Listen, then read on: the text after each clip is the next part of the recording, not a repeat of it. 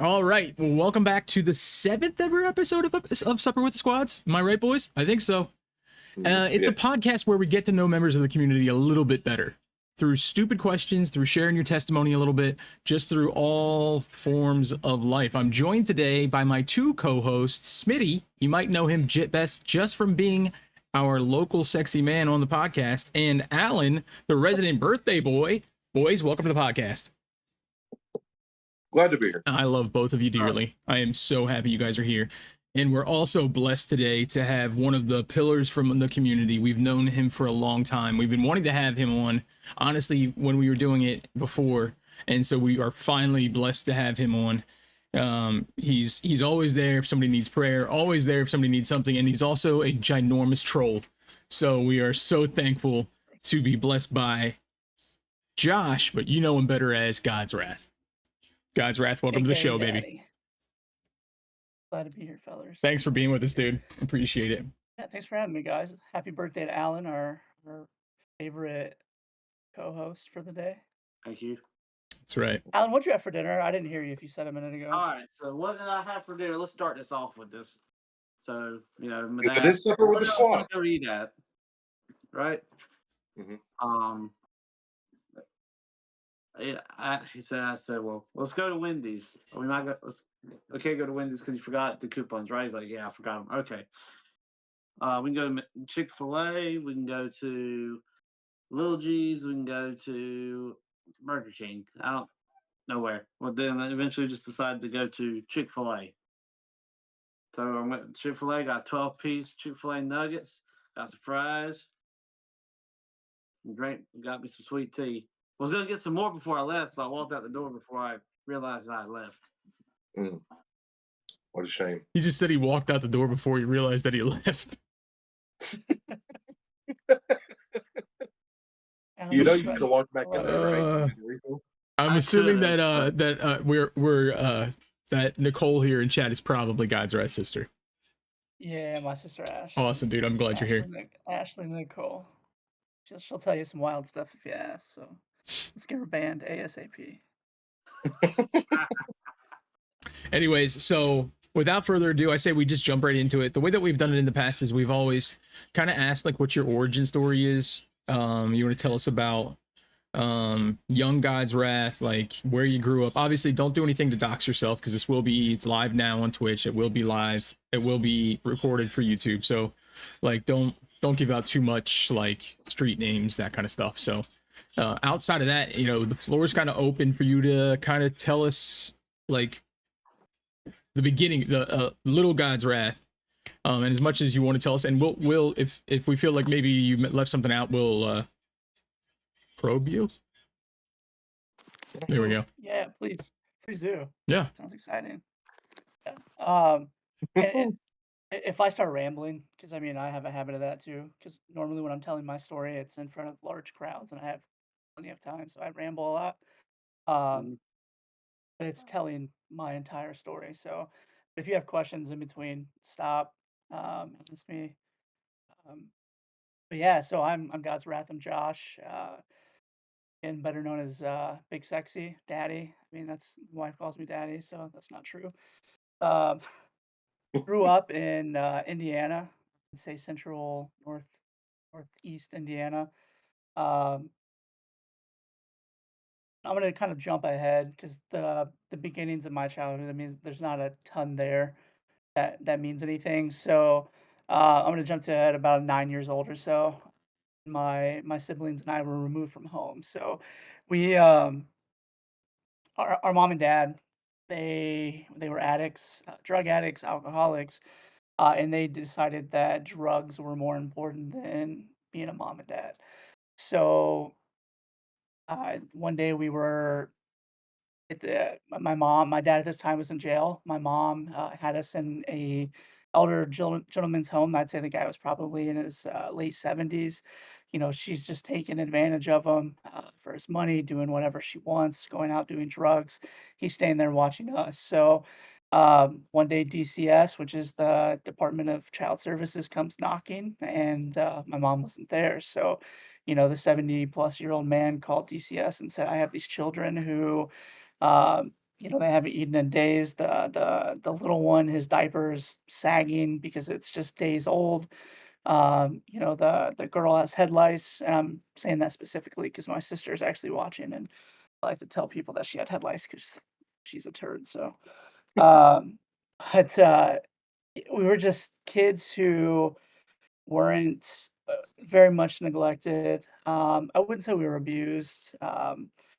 Parents weren't physically or mentally abusive or emotionally. They just weren't there. Um, so, the neglect, and I guess technically you could call that some sort of emotional abuse. Um, so, we were removed from this home, and we were put into the scary system of foster care. And our first placement was just, a quick 30-day residential is a residential shelter care, and it was an emergency shelter care until they found some place for us to actually go. So my sister Ashley and Dylan and I were there for 30 days, and then they split us up. So Ashley and I went to another big group facility, while our brother went to a foster home. And so around this time, I think I'm 11, Ashley 9, and Dylan would have been around 2.5, 3 years old. So he goes to this foster home, and they're in a completely different state. They lived in Ohio at the time. And so my sister and I are about 3.5 hours away from where he lived with this foster family. So we're at this group facility, and the plan is our parents are starting to do better. Um, keep in mind they're drug addicts. We were removed from home for neglect and because they were, constantly out chasing drugs. They were following, quote unquote, the program. They were going to their classes. They were getting their drug screens, and they were coming back negative, and everything was going well. So the next step was for us to move to this group home facility that was supposed to be more like a family atmosphere. It was called Christian Youth Home in Fortville, Indiana, and the only reason I'm okay saying that is because they're no longer open. So, my sister Ashley and I went there, and the plan was we were only supposed to be there 6 months or less. So, our parents, again, they were following the program. They were doing so much better. Um, and we were going to go home. That was the plan. That's what 11-year-old Josh had in his mind, is that, hey, we're going home. We just have a little bit longer to hold on, and we're gonna make it. And so, there for a little bit, things are going great. My sister and I would get off the bus. We'd go into the main office. Our dad would call, and our mom would call within 10 minutes of each other, and we would talk to them for 10, 15 minutes after school. So uh, that happened regularly every single day for a good 3 or so months. Then, slowly, we'd start going to the office, and the calls would start coming later, and it would turn into, our dad and mom could only talk for 5 or 6 minutes. And then it started turning into the calls weren't coming as often, and then the visits started slowing down. They stopped coming as often, and then they just stopped coming altogether, until one day the facility workers there, the house parents came to us and said, "Hey, your parents' rights are going to be removed. They're going to terminate your parents' rights." Our father willingly gave, or our mom willingly gave hers up, and I think our dad fought one or the other. It doesn't matter. They're both pieces of shit. So, um, they decided, hey, where drugs are more important, we're going to go down that route again. So the rights were terminated, and a lot of this stuff, I only have pieces of memories. It's like grown up Josh put a barricade around some of the stuff that happened in his life. So some of the things that I remember, I only remember them as bits and pieces and not the full context of the story, if that makes sense. So, I remember our dad came, and we had one last visit with him, and he brought Christmas presents, and he told my sister and I that state or our caseworker had told him that if he signed over his rights, he would still be able to stay in contact with us, and he'd be able to visit us and things like that. And me being a vulnerable child who craved for that fatherly male attention, like whatever my dad said was the Bible to me. That's my dad. Of course, what he's saying is true. So I'm thinking, okay, yeah, they're signing their rights over, and it's going to be a little bit, but we're still going to be able to see our parents. Um, which, going down the road, that's not the case.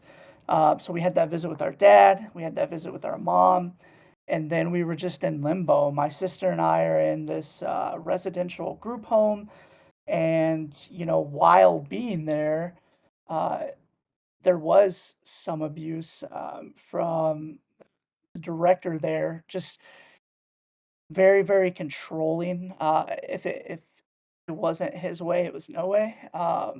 It was more of a dictatorship than a loving parental figure who was supposed to show you the correct way on being a man, on how to still continue being a child and growing up. Any sort of attitude. I was downstairs one day vacuuming, and he had said something to me while I'm vacuuming. I can't hear him, so I kind of gave him a quizzitive look, and he took it as I was giving him back talk, and he just restrained me and put me on the ground for no reason. I mean, just came up, swiped my legs out from underneath me, slammed me to And the how ground. old were you? 11, 12 years old. Wow. So I'm fifth grade maybe, and just like, this is the Christian youth home. You are slamming odd home to every single kid in that facility, yet you're not living up to what the Bible actually says. You're not living with up to what you're preaching, and just the mental and emotional abuse that he specifically would put you through. And I don't know if my sister's here, maybe she can attest. Maybe she can put something in there about him, but it just you didn't feel the love of Jesus there. And I haven't talked a lot about Jesus yet because up to this point I hadn't seen a lot of Jesus. This is the first time that we really had been introduced to church. With this being the Christian youth home, again, you think it's going to be loving, you think it's going to be love of Christ there. And that's just not how it was. So uh, they had no place for my sister and I to go. So it was either stay here or start looking at foster homes. Um, I forgot to mention a foster home previously. My sister and I were at, um, and I only bring it up just because it's kind of weird. But the foster dad we found out was the one of the head leaders for the KKK. So living in Indiana, the Ku Klux Klan was very relevant for a long time. There's still small branches of it around. Um, I live where I live is still technically considered a sundown town. Um, Nothing has happened in the last probably 55 years. I mean, it's still horrible, but anyway, so one of the head leaders of the KKK, and we had told our social worker when we found out, like, this probably isn't the place for us. I growing up in the city that we did, we it was predominantly black. All my friends were black from where we lived. So living in a house with a man who was openly and blatantly racist, we were just like, yeah, we gotta go. And that's actually, I think, where we were right before we went to the Christian youth home. So kind of jumping back into that. So our brother, he had gone to stay with this family, and they were going to be a potential adoptive home. And they reached out to my sister and I, and they said, we would really like for you guys to be um, together again. So Rabbit, I know you said your wife's a social worker. When they separate kids, they try to keep them together. It's not always possible, and it's usually unfortunate that majority of the time the kids are separated. So if they can get the kids together in a home that's willing to do that, then they would do it. So we said, okay, we'll try it. We went. They lived on a farm, and again, we came from the city. totally out of our spectrum. It wasn't anything we were used to. Um, so, we went there, we tried it for a weekend. We decided, okay, we really want to be with our brother. Let's do it. So my sister and I, we moved in. They had 3 kids of their own. They lived on a farm. They had probably 10 horses. I mean, it was farm living. It was different. It was fun. Their son was right around my age. They had 2 older daughters. I think the oldest was like 17, and then the other one was maybe 15. And so at this time, I'm 12, 13 years old. My sister being, 10, 11, somewhere around then. Dylan being 5 or 6. Um, so, we're there. Everything is going And well for Dylan a was little with you at this bit. point? Yep, Dylan as was actually there before Oh, us. okay. You went to that. So Okay. yeah, so we joined where Dylan ended up going, Gotcha. and we're there for a while. Things are going fine. And then the family, I walked in one day, and the parents, Bobby and Brenda, I overheard them talking about they wanted to adopt Dylan, and they wanted a younger kid. The only way they could adopt Dylan is if they adopted the entire lot of us, and you can't. The state didn't want to separate us if they didn't have to. So to them, it was, we have to adopt all of them, and we're not going to get Dylan. And that, at this point, I've already been bouncing around from emergency shelter cares, foster homes, group homes. Like, I already feel like garbage at this point. Mm. So hearing that was a trigger to say, fight or flight, it's time to go. So, starting acting out, stealing, I mean, was really, really bad into stealing. And, at this time, we were going to church with this family. We're starting to get more introduced to it. Um, I was stealing from church events. We were going to I forget what the concert's called. Winter Jam is pretty Yeah. similar to what it is. Um, It used to be called something, but I digress. But anyway, we were there. Like, I stole T-shirts and lied about it, and it said they had a 5-minute flash sale where you could get 5 shirts for like $10, and it just stupid stuff like that. Just acting out because, again, I didn't feel loved. I didn't feel supported. They didn't have the resources for us. They obviously didn't want me. They didn't want my sister. They just wanted Dylan. So I'm this damaged kid who just was ready to go. So I told my caseworker, like, I've got to go. And I also think it was a mutual feeling of they were going to kick me out, or, he's going to go to boys' school unless you guys move him. So, because I think that's how bad it was getting. Um, so I was removed, and, I went back to the original place that my sister and I went to, that emergency shelter care. I was there for 30 days, and they said, "Okay, we don't really know where to place you now. We can send you back to that foster home. You obviously don't want to go back." I said, "Nope."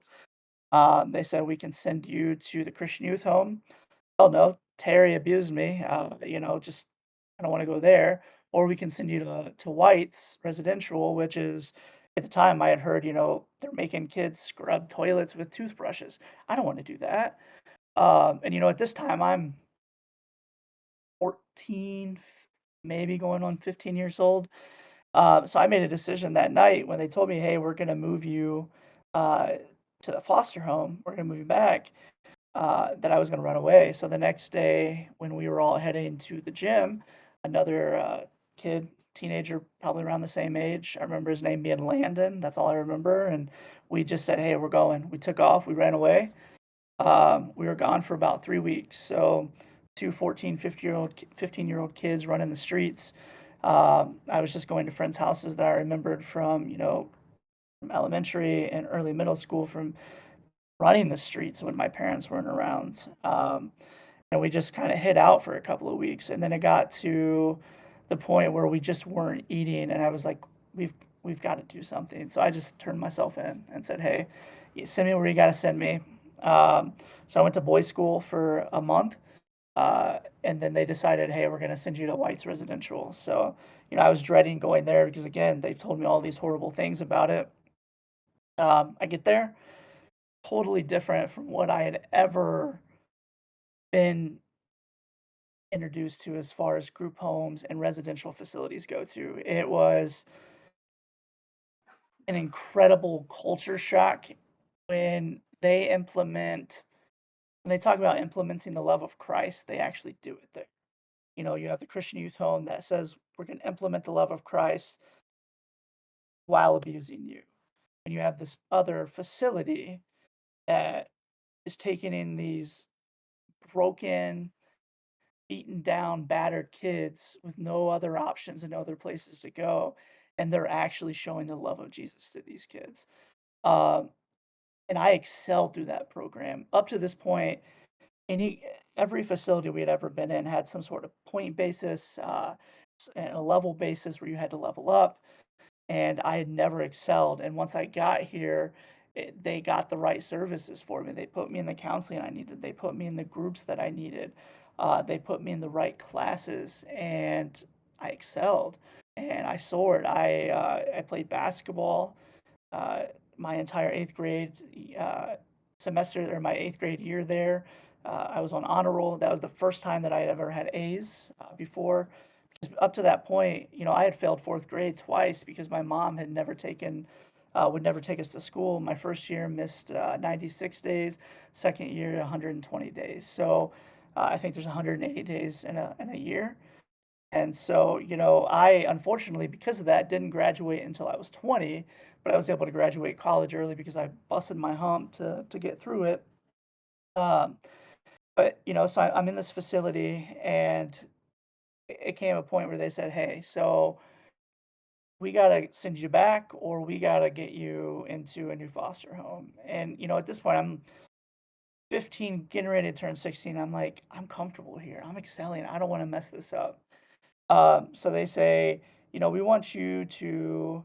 Oh, cool. You know it was because you dumb. Oh, my sister's saying I'm dumb, and that's why they didn't want me back.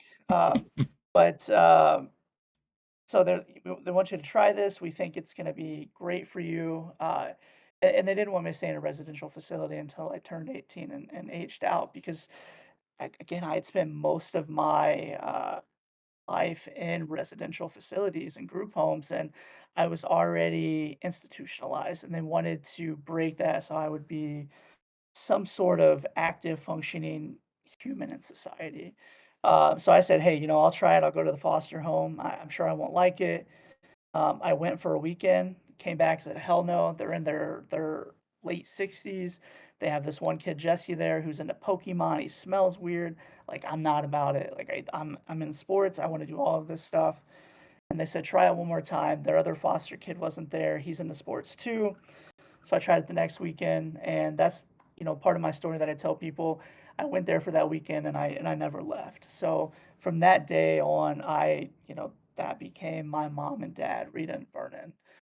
So my eighth grade summer going into my freshman year of high school is when I moved in with them. It was a transition at first, because again, I hadn't really had a lot of people up to this point who loved me and cared about me and cherished me enough to want to see me succeed in life. And they did. They were some of the first people who I felt showed me real love, and I knew they loved me no matter the decisions I made, and the consequences that I got myself into. Um, so, yeah, was it easy? No, it wasn't always easy. There was a lot of tough times. Vernon, my dad, you know, he always told me if you're gonna be dumb, you got to be tough. And I was dumb a lot as a teenager. I'm 35 years old. I'm dumb a lot now. Uh, but that man instilled the love of Jesus into me, and he taught me how to be respectful. He taught me how to be a man. He taught me how to shave. Obviously, I don't shave, but he taught me how to present myself in a way that people are going to understand me and they're going to hear me out. And I will forever be grateful for that man and his wife Rita. It's just the sweetest, most kindest person I think I've ever met. If you think of any Southern grandma, that's just who she is. She would give you the shirt off of her back. She's just a super snobby little firecracker of a woman that I love. and who just loves me for who I am, because I am a horrible person. And that woman to take me into her home and love me like I'm her own child, that to me is just always, it says a lot about her character and who she is. So yeah, they became mom and dad. I was there for 4 years, graduated high school. Literally the day after I graduated high school, I moved away for college. And that's, where I started my life as a man. I mean, they really threw me into it. I didn't have any support. I get thrown into IPFW in the dorms. This is the first time I've ever lived on my own. IPFW, Indiana, Purdue, Fort Wayne. For those wondering, it didn't have a cafeteria, so I'm like struggling to. I don't have a job. I got a job at KFC there in Fort Wayne. So, here I am, a freshly graduated high school student thrown into the world, with really no skills, because I've been in foster care for so long, and they focus on like, let's try to medicate these kids and get them through so we don't have to pay for them anymore. Uh, and just thrown into the real world, man. I changed my major about 400 times, I felt like, and finally decided that I wanted to be a social worker. Uh, because I felt like, as somebody who had gone through everything that I went through, my story could help a kid more. I don't want to say more, but my story could impact a child more than someone who has a master's degree, because I've lived it and they haven't. Um, and I made the unfortunate decision in my senior year during my clinicals that, like, God isn't calling me to do this anymore.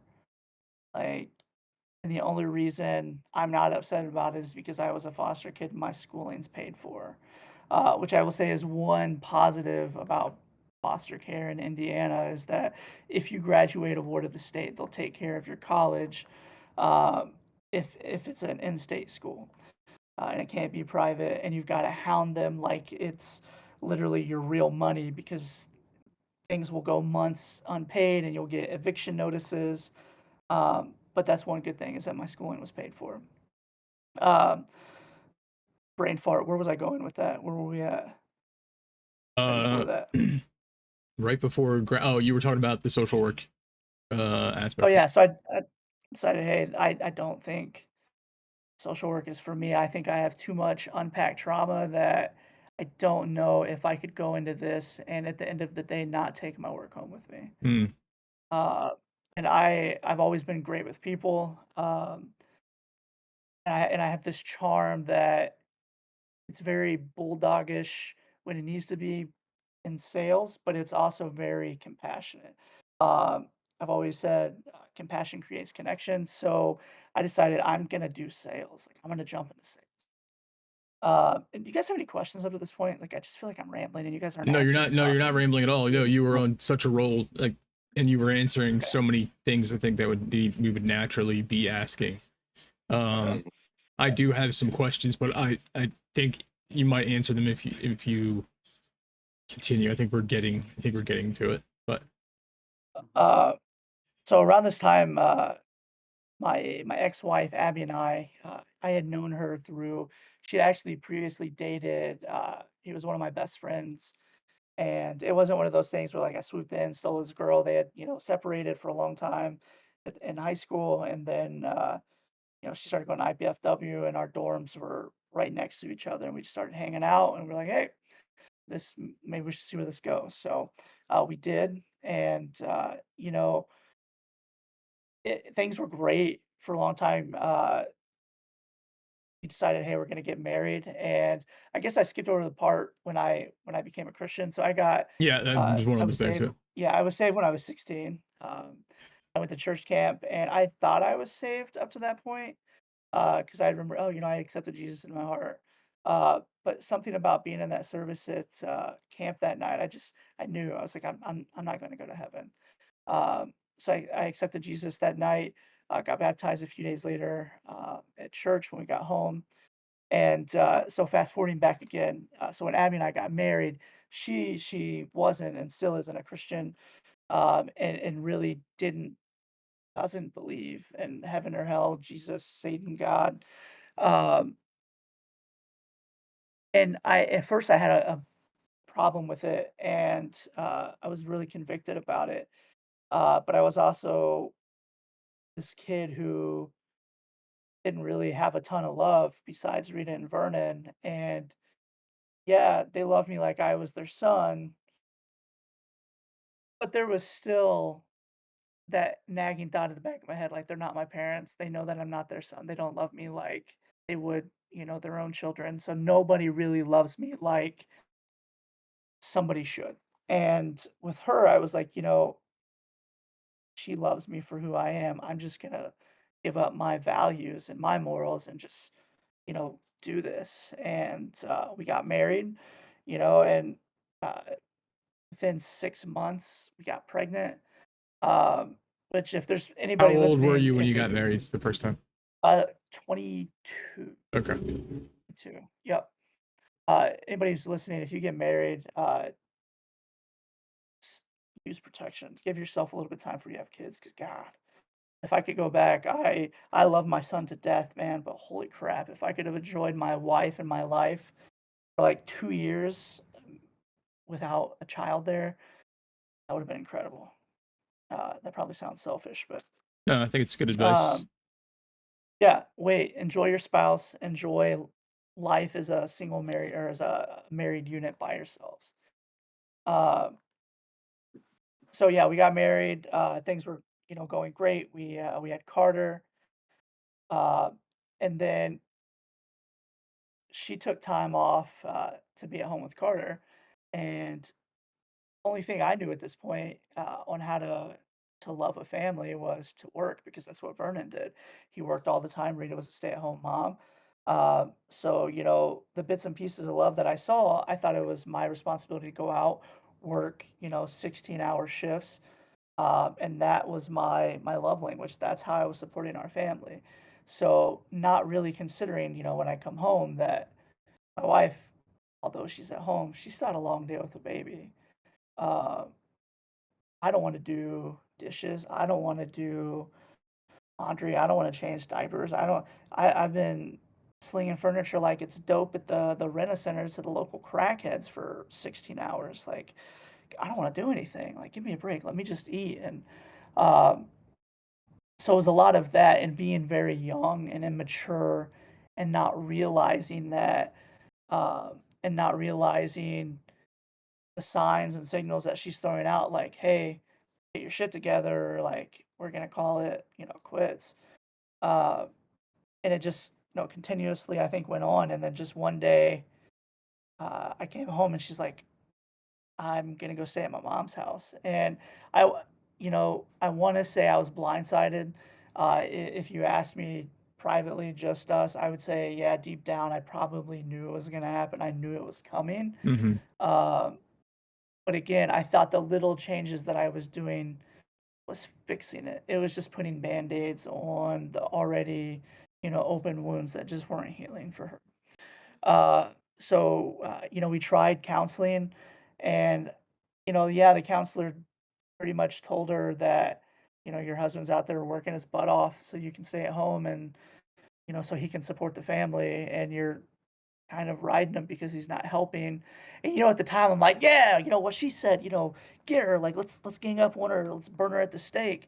But now thinking back, I'm just like, we really sugarcoated over that. Mm. Nobody really cared about how she felt in that situation because I'm sure she felt alone and she felt, tired because I'm sure she was tired.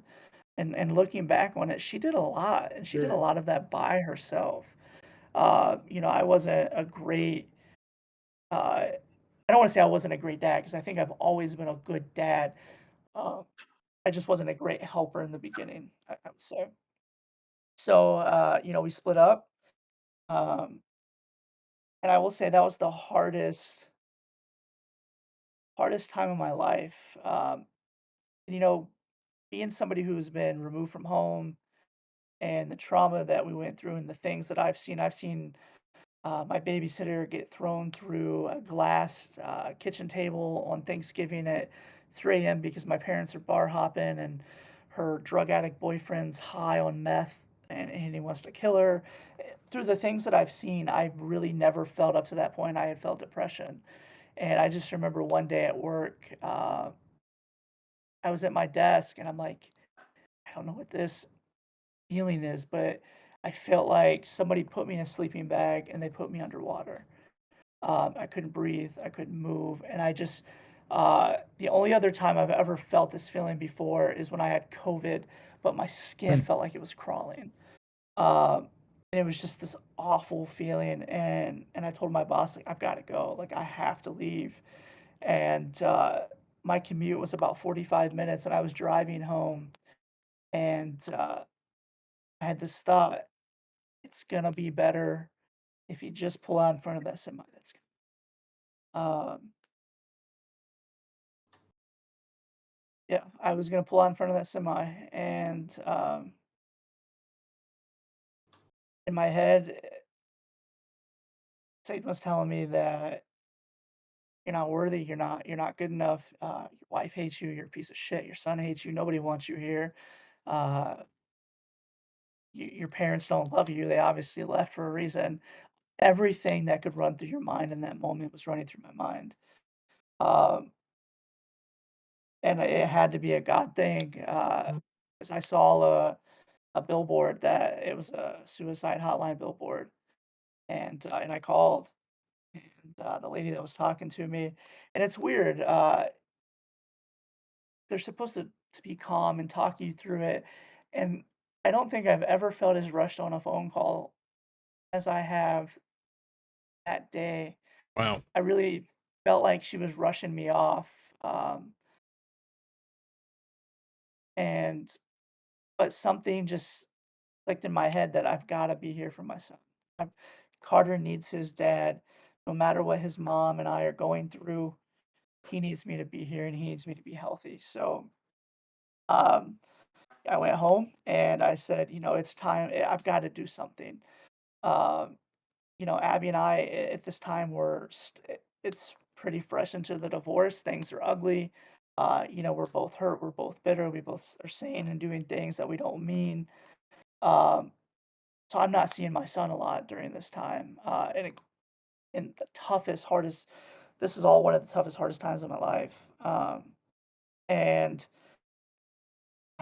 it was just a reality, a punch in the face one day that I needed to wake up and I needed to get my life together and I needed to stop being an immature, 23, 24-year-old and I needed to grow up and be a man. And so I said, I'm gonna, cut all this crap out, cut all the drama out. We're divorced. We're not getting back together. There's no point to be bitter. I just need to be a good dad for my son. Does that mean, things are always going to be perfect with her and I? Absolutely not. So life started to turn, around a little bit. Her and I started hashing things out as far as not being as bitter and hateful towards each other, especially in front of our son. I don't have a lot of regrets in my life, but one of the biggest is, fighting in front of Carter when he was young. And, he maybe 13 months, 14 months, stuff that he probably would never remember. But to me, it was in front of him, and that's what counts. And I still am always pissed at myself for that. Um, so, right when things are starting to get a little bit better, my brother Dylan, he kills himself. He commits suicide. He had got adopted by that family that we were living with, and they moved to North Carolina. And my sister was going to get adopted as well. And I think her situation was kind of similar to mine. And she decided to peace out. And they adopted Dylan and they moved. And, he wanted to be a Marine. Um, and Dylan, when he was born addicted to crack. Again, our mom, a drug addict. And Dylan had a learning disability. Very bright kid, probably very, very ADHD, most likely on the spectrum. Um, but they didn't get him the care and the support he needed, and, his adoptive mom, uh, would say that he's mentally I don't wanna get you banned from YouTube or Twitch, um, intellectually disabled, and which is not at all. Cognitively, he was fine. He just was like any other kid who had a learning disability and needed that little extra boost and help, maybe somebody to read them a test or something. But just I think the bullying from them, and the bullying from other kids just kinda pushed him over the limit, and, it's pretty sad that I had to learn that he shot himself from Facebook. Oof. Um, and when I called his adoptive mom to see if it was true, she couldn't have that conversation because it was too hurtful for her to have it. But here I am, his brother, who's 1,000 miles away, who has no answers of why his brother just died. Um, and so I go back into this spiral, and I have about 3 regrets in my life. We know the one with, Carter. The biggest regret of my life is I did not go to my brother's funeral. I'm going through this horrible divorce, trying to finalize things, trying to get life better. He dies. There's so many things mentally going on. Can't get myself there. Um, and I didn't go. My sister, her husband went. They wanted me to go with them. And at the time, Ashley and her husband Tim and we didn't have a great relationship. And I couldn't go. And it's one of the hardest pills that I've ever had to swallow that I didn't do that because I think he would have done it for me if it was the other way around. Um, and it's been something really hard for me to forgive myself on. And I have gotten lucky enough to be able to go visit his grave a few years ago when my wife and I went down to Florida. We were able to stop, so that I've had some closure there. Um, Tough time in my life there, man. But so things are getting a little bit better. Abby and I are becoming more friendly towards each other. I meet Megan. That's when Megan and I meet. So the story that we tell everyone is that met at Target, met her.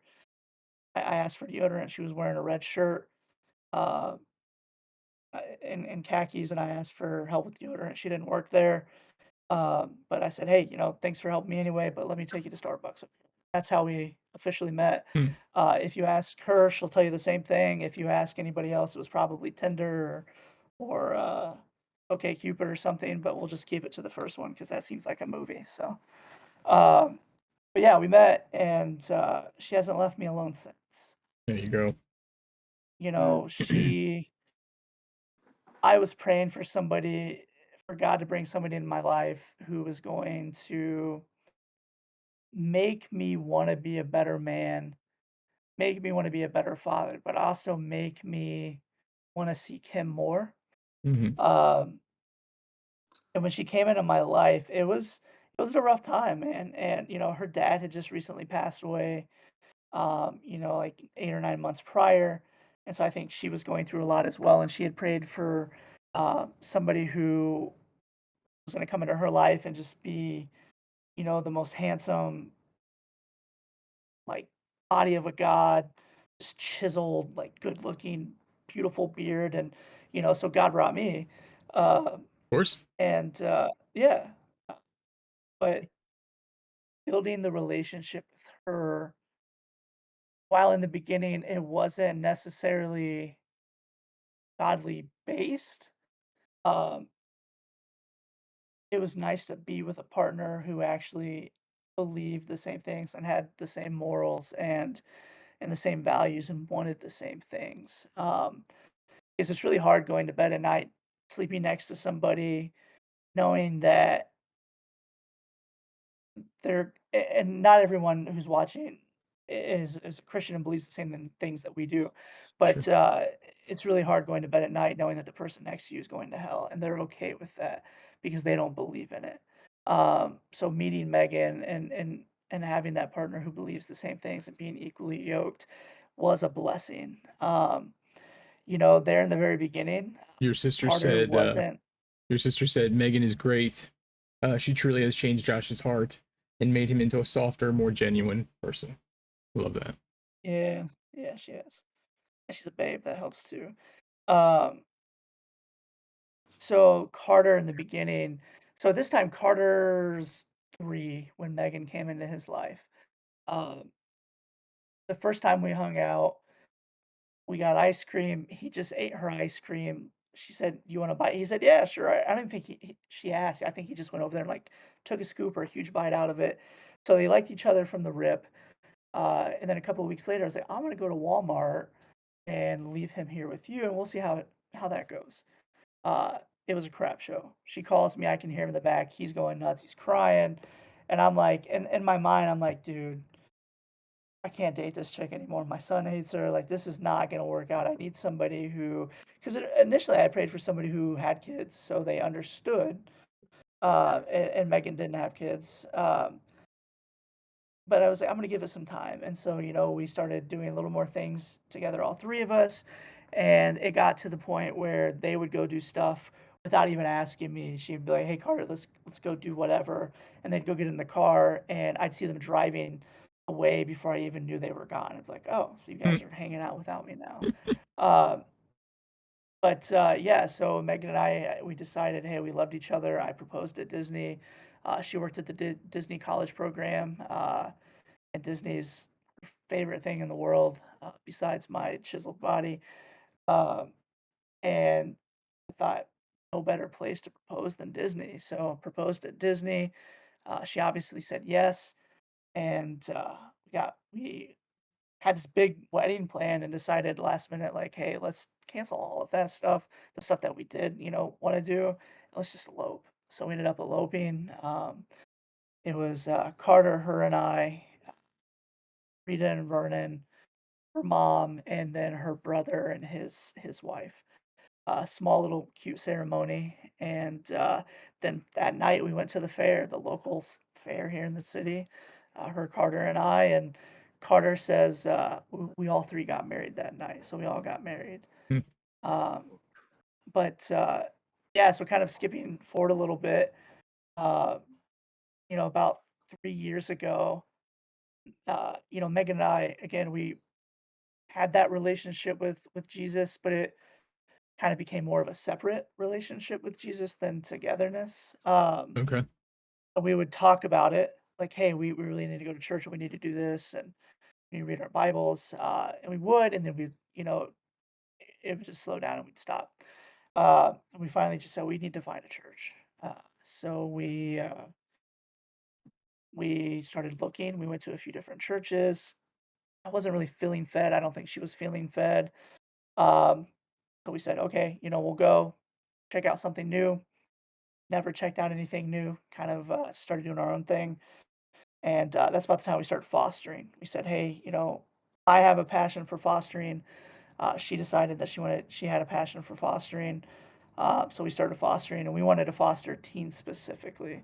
Uh, Also, if there's a cutoff, like a hard stop, let me There know. isn't. We can Nope. stop anytime. Nope. Uh, so we went through the process of fostering, and we bought our house March of 2020.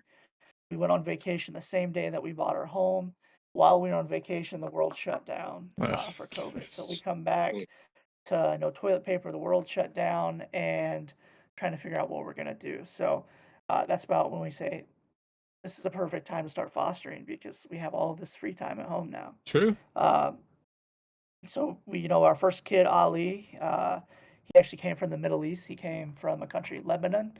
Um, he had been in the United States for roughly 3 months. He came here to live with his brother to go to school, to get a better education and graduate and go to college here. Uh, just things weren't going right and well at Brothers, ended up in the system and came to us. So you have the 16-year-old kid who's from a completely different country who doesn't know a ton of English, who is completely pissed off, rightfully so, to be in a broken system. Um, and that was a tough time. Great kid, fantastic kid.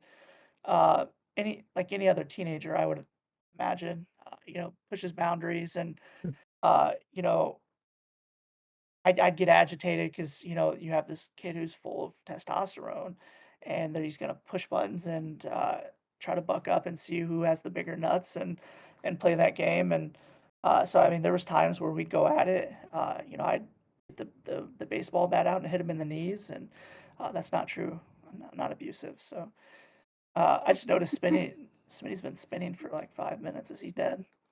No, he's good on my screen. You might just have to refresh it on yours. Oh. Um, but yeah, so Ali, he was here. He ended up leaving.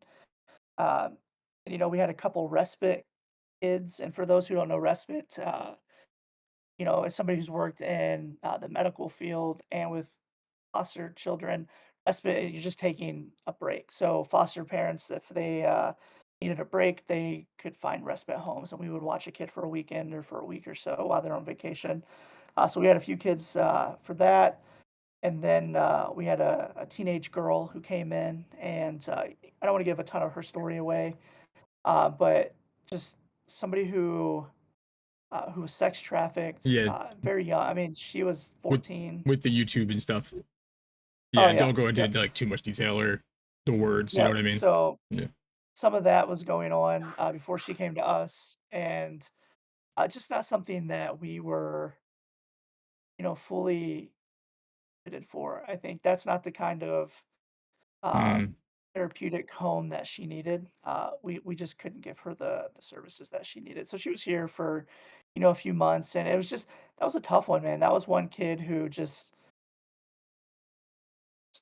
very, very hard, just because of the things that she's gone through. sure. She's been able to shut so many emotions off that I truly believe that probably a sociopath. She has a lot of those tendencies. And it's really sad to see. 'Cause a lot of those kids don't have a ton of hope in the foster care system. They tend to bounce around a lot, and that's what seems to be happening. She's been on the adoption website several times, and then she comes off. So whether that's her going to a new home, things not going right, and then she's got to go, or she's on there, nobody's reaching out, and they got to take her off and then try again from a different tactic. Um, yeah, so she left, we took a break, and during that time, she left, and it wasn't on the greatest terms, I won't go into a ton of it, uh, but about a week into that, my best friend and business partner, Bruno, just unexpectedly passed away at 30. Just out of the blue, nowhere, got a call at 3 a.m., uh, and when I saw who it was, I knew right away, I'm like, "Man, he's dead, he's gotta be."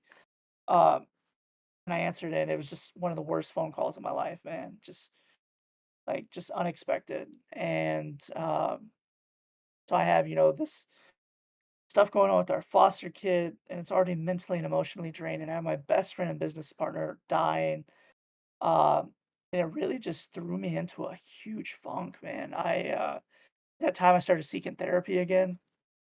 Uh, not seeking Jesus as much as I should have. And I thought mentally I was okay, and we decided, hey, we're gonna start fostering again.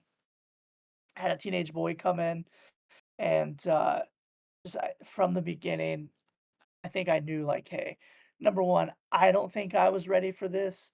Number two, your wife knows this as a social worker, because I'm sure she's had people lie to her. They try to get these kids into homes, and you set up regulations and rules of we won't take kids because of A, B, and C. If they meet the criteria of X, Y, and Z, we'll take them. A, B, and C, no. Uh, they like to leave out A, B, and C and tell you the good stuff, and that's kind of what happened here. Um, Basically, there was I'd say this close to an overdose in our house one night. Ended up taking him to the ER, just very out of it, and we decided that night like he's got to go, man. He was here for 3 weeks, had got a job, uh, and had it for about 6 days before, he bought, uh, narcotics at work and just took them. And I couldn't have a kid ODing in my house. Sure. What if my son saw something that looked like candy and he picked it up, and he ate it and something happened to him? I would never forgive myself if a child, and again, these kids are in my house because their parents lacked in some sort of area, and they're in my care, and while they're in my care, they're my child, and I'm gonna treat them and take care of them like I would treat my children. So it's my responsibility to take care of this kid. I could never live with myself if I let a child die in my home while they're under my supervision, no matter the reason why they were in care or not. And we just mutually, my wife and I said, I think right now is God saying, let's take it's not going to be a permanent break, but let's take a hiatus for now, Yeah. indefinite, and kind of see where we're at in a year or two or however long. And my wife and I are trying to have a baby. That's been a struggle for the last. And Meg, if you're listening, She is. I told you I was gonna talk about it. My wife is Meg is. Yep. Your sister. Oh, I believe it's probably Meg that's in chat. Meg followed, and your sister. Thank you guys for the follows. I'm sure. I'm Oh, assuming it's real. yeah, 9834. That's probably her. 3 years, But she we've said. had, yeah, we've had some fertility issues, and it's been a nightmare, man. Thanks for being Uh, open with that, Meg. I appreciate that. and going into it, Meg didn't necessarily want kids. Um, if it happened, great. If not, great. And I kind of got comfortable with the idea of like, I have Carter. She's okay being a bonus mom. Like he loves her. That's his second mom. She would die for him. That's like her child. And then her one day saying, hey, I think I want kids. And so for a minute, it was a hard pill to swallow because I got comfortable with the fact like we're not gonna have kids. So um, then I had to get comfortable with the fact that we're gonna try.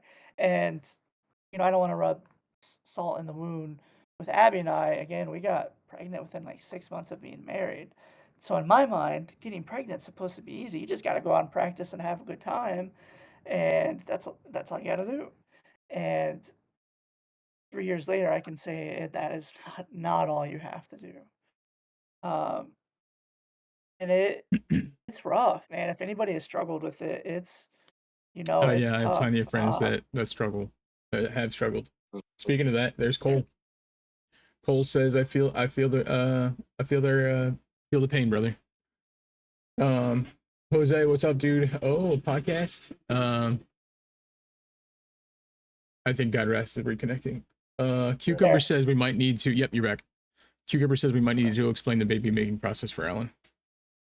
We can wait for that. We can. Yeah, we'll do that off stream. Yep. Yeah, if you want to subscribe to my OnlyPans later, Alan, Holy pants. I'll explain everything to you. yeah, it's just me doing the dishes in my birthday suit. But yeah, so we've had that struggle, and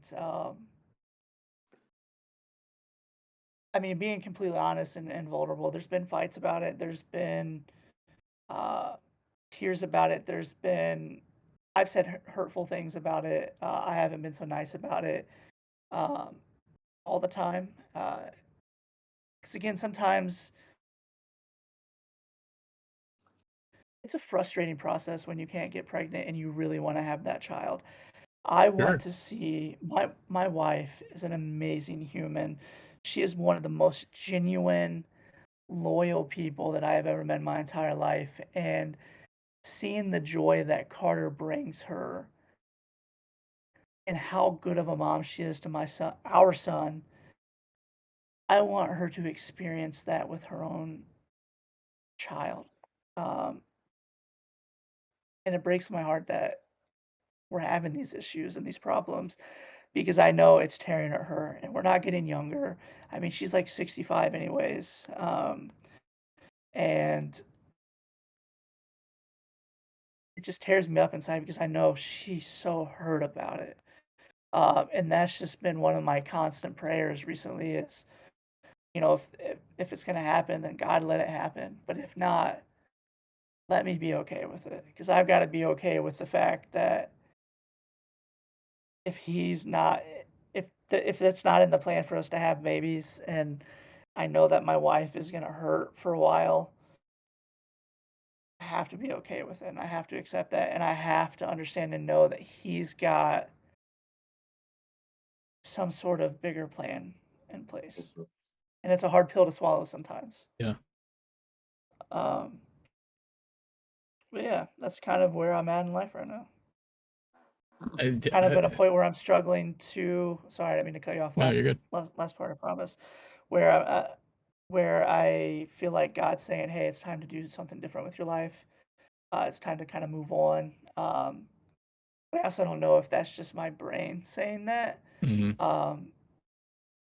It's really trying to differentiate between, is this me saying this because I'm just frustrated, anxious, and worried, or is this God saying it and I'm just being stubborn because this is what I know, this is all I know, this is what pays my bills, Right. and it's really hard to put faith in something when you can't see the other side, when you can't see the outcome.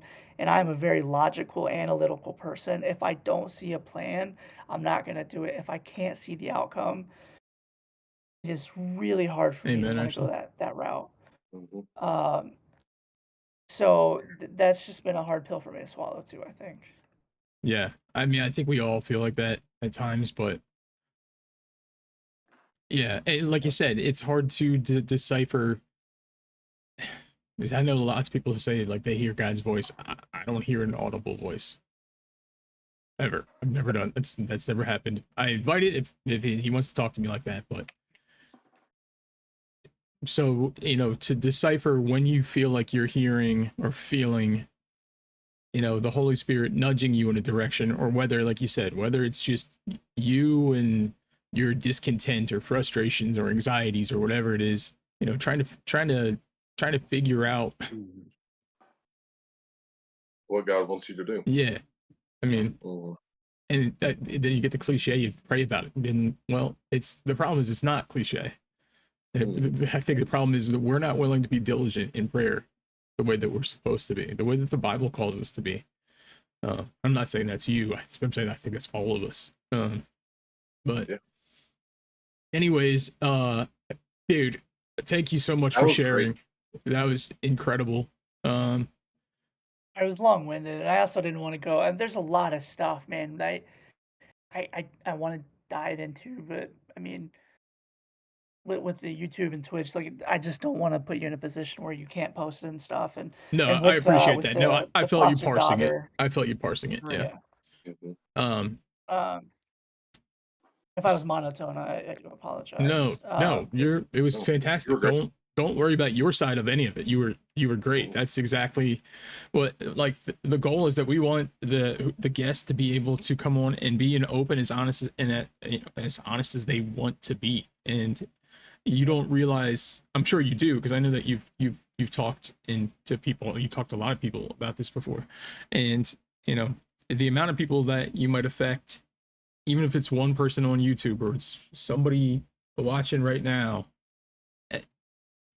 it's worth the honesty. And I really appreciate you being open and willing to share that, the way that a lot of people wouldn't. A lot of people would feel embarrassed or a type of way, or you know and that's not a knock against them either, but I And I was embarrassed for a long time. Nobody wants to be labeled as a foster kid. right. I was embarrassed of that. I didn't want to be known as that. There's so many things that go into it, and again, I felt like trash, and I felt like I was being thrown away, and that just added to the hurt and to the anger. And I don't know if you yeah. have Twitch chat pulled up at the same time, but your sister said, "Josh, stop apologizing for your story, man." Um, Mhm. they gave you a safe place. Your voice is loud, and the story is powerful. Believe that. So, yeah, it's I'm sure I have a lot of questions. I'm trying to figure out what question is worth me asking. Does that make any sense? Because Ask I anything, I man. have so and Smitty and Alan, if you guys have questions too, please just jump in. Let me answer a big one that you guys might have. So my mom and dad. Yeah. Um, Hmm. so our dad recently passed away in May. So our dad went to prison in 2005 for attempted murder. Um, he was he's still legally married to our mom right now, but somehow got married to another woman uh, while he was out of prison. Keep in mind, my dad had been in and out of prison, I would say 70% of his life, from the time he was 15 till, I mean, he died. Uh, so he, Before you move on from there, you though, know, let me. yeah. Do you know, like, did you ever get to know your dad to know like what his background was? Like, how were his parents? Yeah. So my dad's dad committed suicide when I think he was 15 or 16. And then his mom remarried. Um, and my dad has always been looked at. So he has two older brothers, and then him, and then his sister, who is the only kid of his mom and this other guy. Um, so he ran away when he was 17 or 18 in the middle of winter. Ran to Ball State, uh, and the priest there let him stay throughout the winter with them.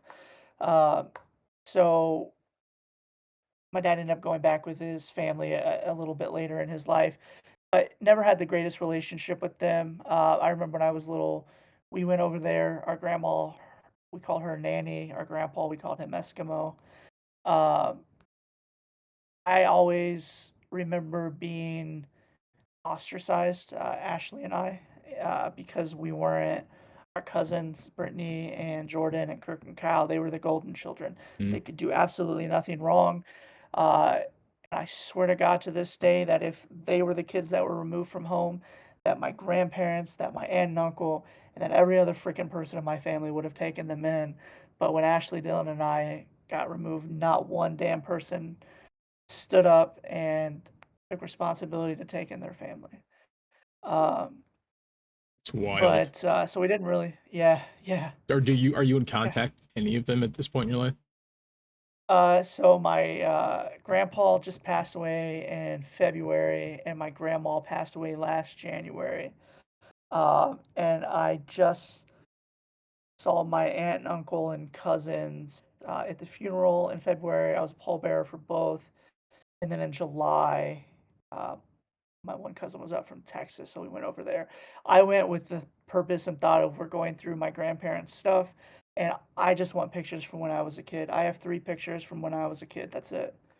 Uh, I don't have baby pictures. The youngest picture I have of myself is when I was 4. The next is 9 and 10. So I don't know what I looked like as a kid. I want to go through these photos and see if I can find baby pictures of myself. So that's why I went. Uh, but we ended up eating Pizza King, and it was the day after Trump got shot in the ear. Mm. We're sitting there watching Fox News, and I'm like, I wasted an entire trip coming down because I don't have a relationship with my biological family, the majority Right. of them, besides Ashley, because where the hell were you guys when we needed you the most? Hmm. Uh, and then my Actually, mom, her Ashley said it's side, because you're an ugly baby. Ugly baby. because I'm an ugly baby. Yep. Uh, my mom's side, her mom died. I think I was 9, maybe younger than that. And then I never met her dad. He died when I think she was like 20. He was 50 of a massive heart attack. So, Mm. um, but so yeah,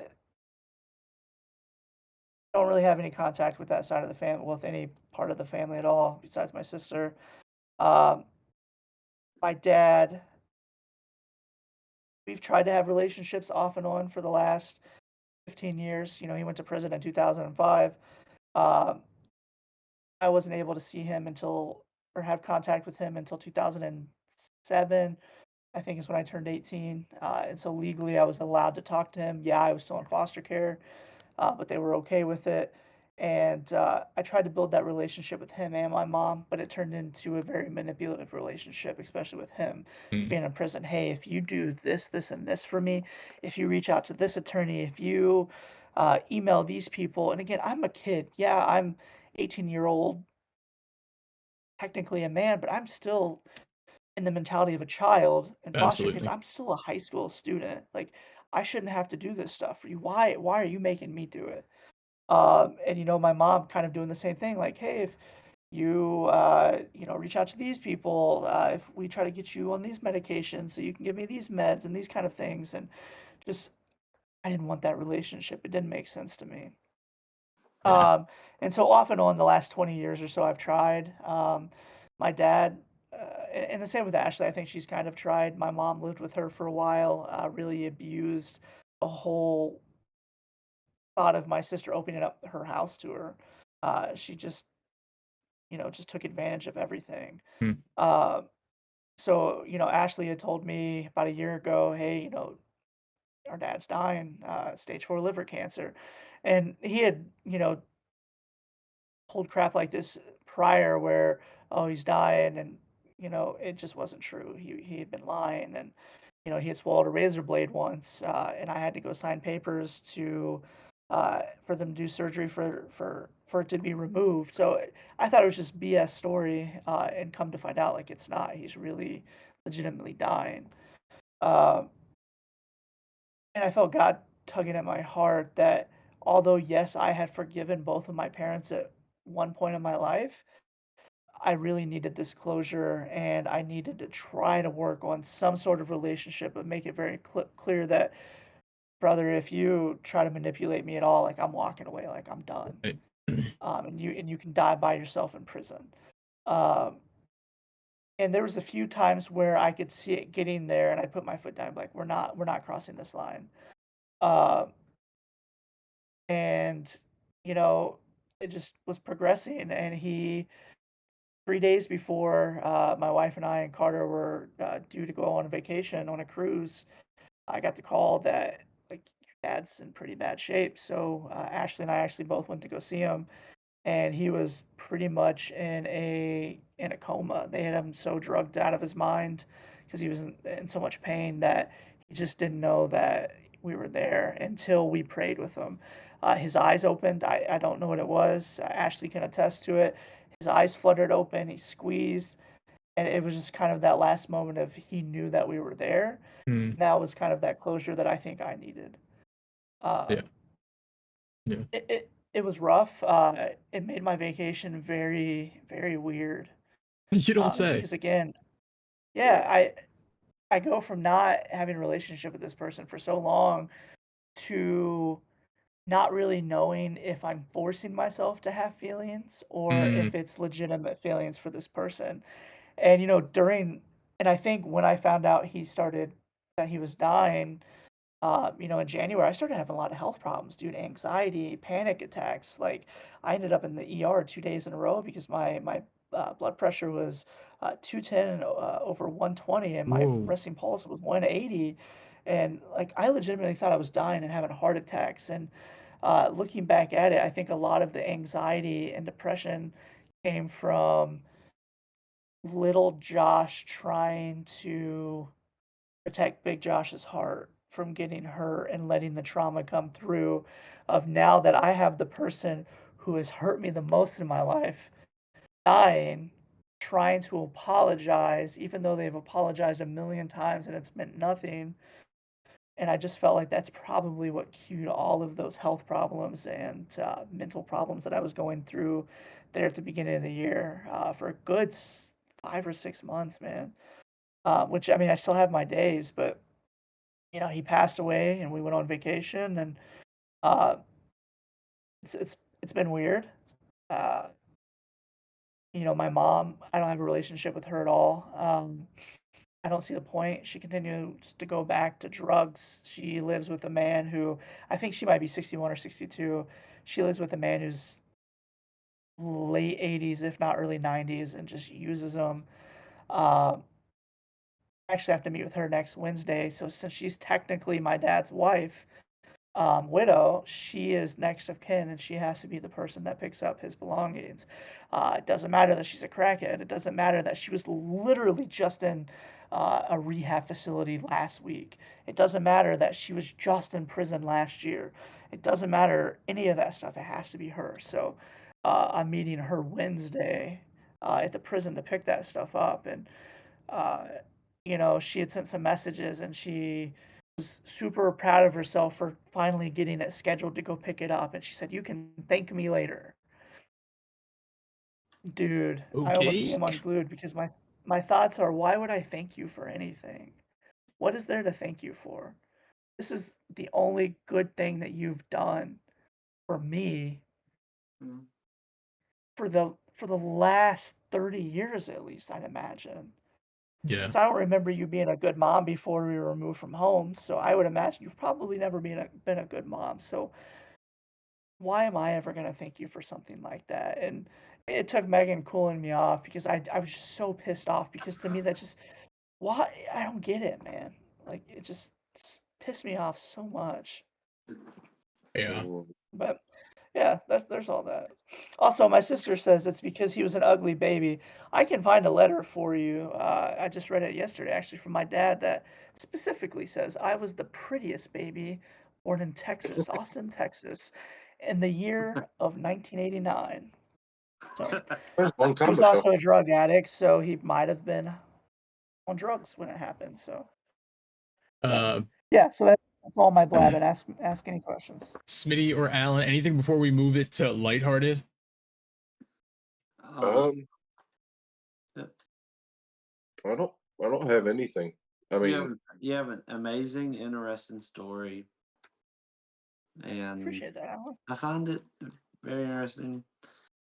My story goes a whole lot different than yours, and like everybody's story is different from everybody. No one walks the same road, but 100%. just pray about stuff you're worried about, and I pray that hopefully you and your mother can reconcile before she's gone. So then from what I heard from that part of the story is you reconcile with your dad, basically. Dude, I got that closure. And I've So forgiven my mom, and I'll always love her. I mean, she's my mother. that's She's not my mom.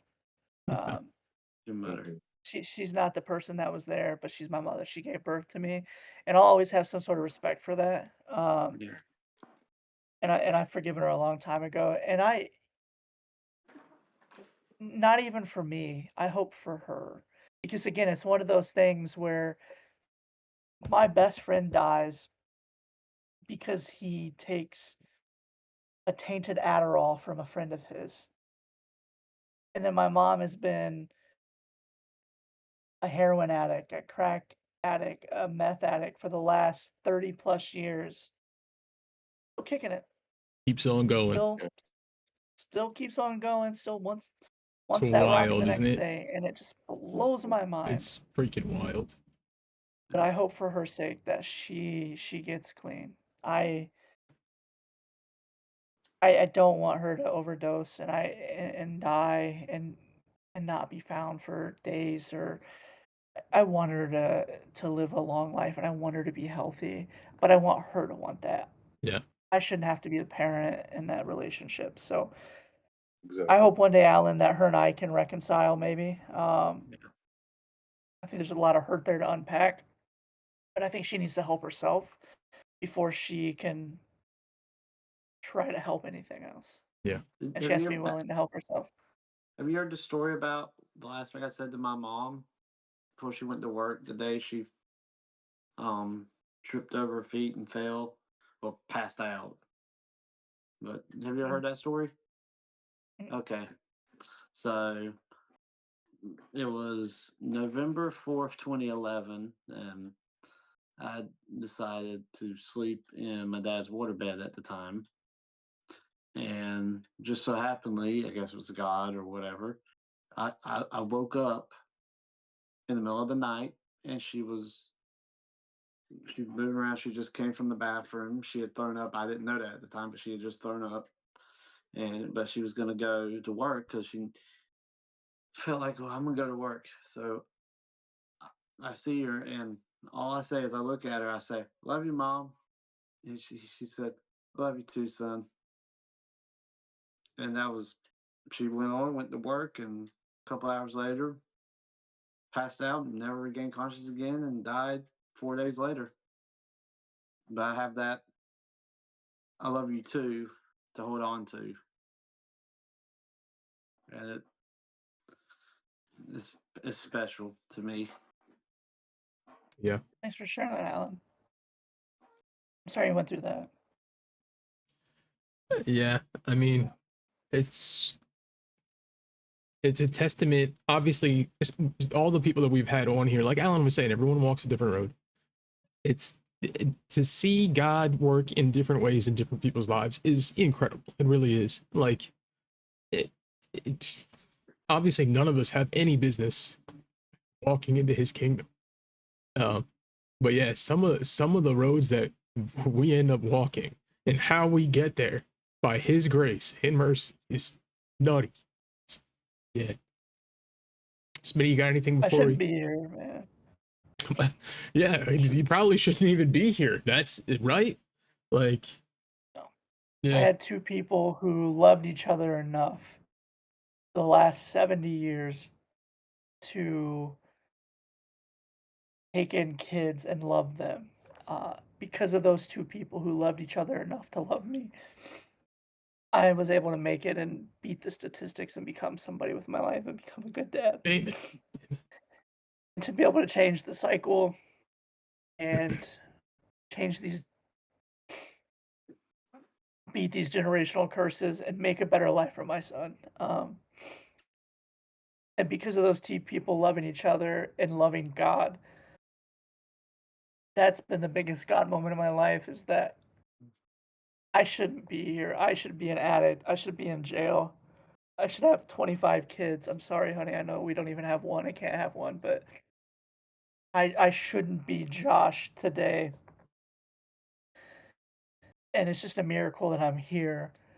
Um, and the only rational, logical answer that I can give is God.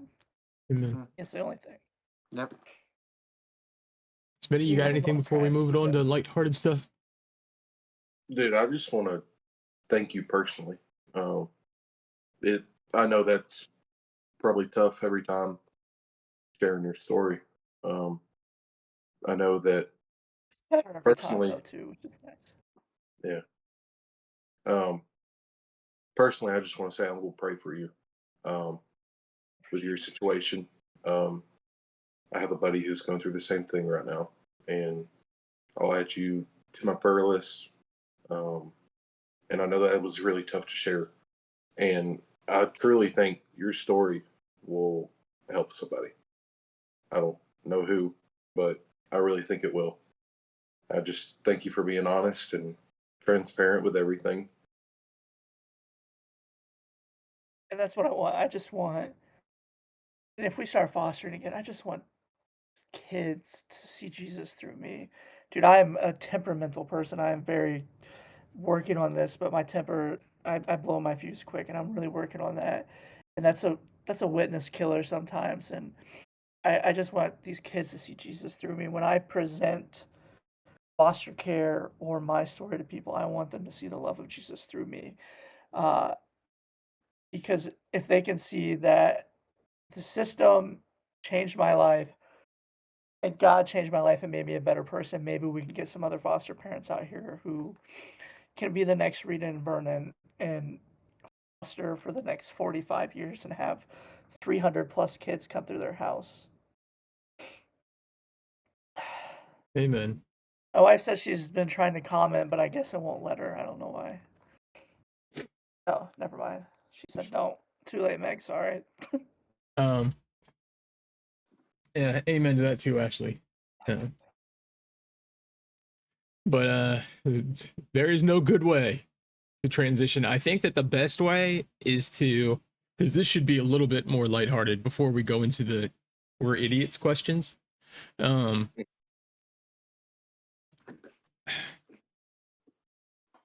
First of all, I feel grateful to God right now for you to in just him. Mhm. Yeah. Anyways, It's crazy, like how I met you guys through video that was games. gonna be Like my question. Right. Yep. My question was gonna well, be I just one day. how did you find C2C, the community, Chris, and eventually us? Dude, I don't even know what it was, man. I just was on because up to this point, I hadn't really. Tim the Tatman was the first streamer that I had ever seen. Me too, I pretty much. Him and didn't Ninja. know there was a world where people streamed video games and got paid for it. Then COVID hit, and I started playing Warzone with my friends. I had played video games a little bit, but like going through the system and being in foster homes, couldn't have a ton of video games. So I hadn't played Call of Duty until really my first marriage. So I started playing Call of Duty with them, and I happened to be on YouTube or something, and it was just a video, and I'm like, oh, people stream, so I'm watching him walk through the video, and I'm like, I gotta check this dude out. So that's when I went on Twitch and I started watching Tim, and about a year later, I just happened to like pull up Twitch, and I think Chris was there, and it was Cross to Crown, and it had a Bible verse on it. I was like, oh, that's interesting. So I clicked on it. And the conversation that I came into was actually LGBTQ, Oh, uh, and I actually got got banned on my first day in chat. nuh-uh. Uh, I did, yeah, because they were talking about it, and my stance has changed a little bit on it. I think there was some other things going into it, but there's a documentary. I think it's called 1942. It's when they took out um, part of the Bible or added in the part of the Bible where it's homosexuality is a sin, basically. Okay. And somebody had brought it up, and I'm like, oh yeah, you should see it, because I had seen a little bit about it, and at the time, uh, I was in my office, so I was like 3 or 4 minutes behind.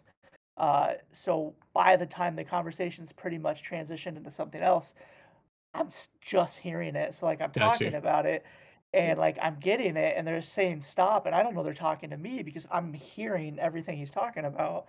And Dirtbag was like, no, he's got to go. So she banned me, and I'm like, Wait, what it the was hell? Like this is the Dirtbag? first time.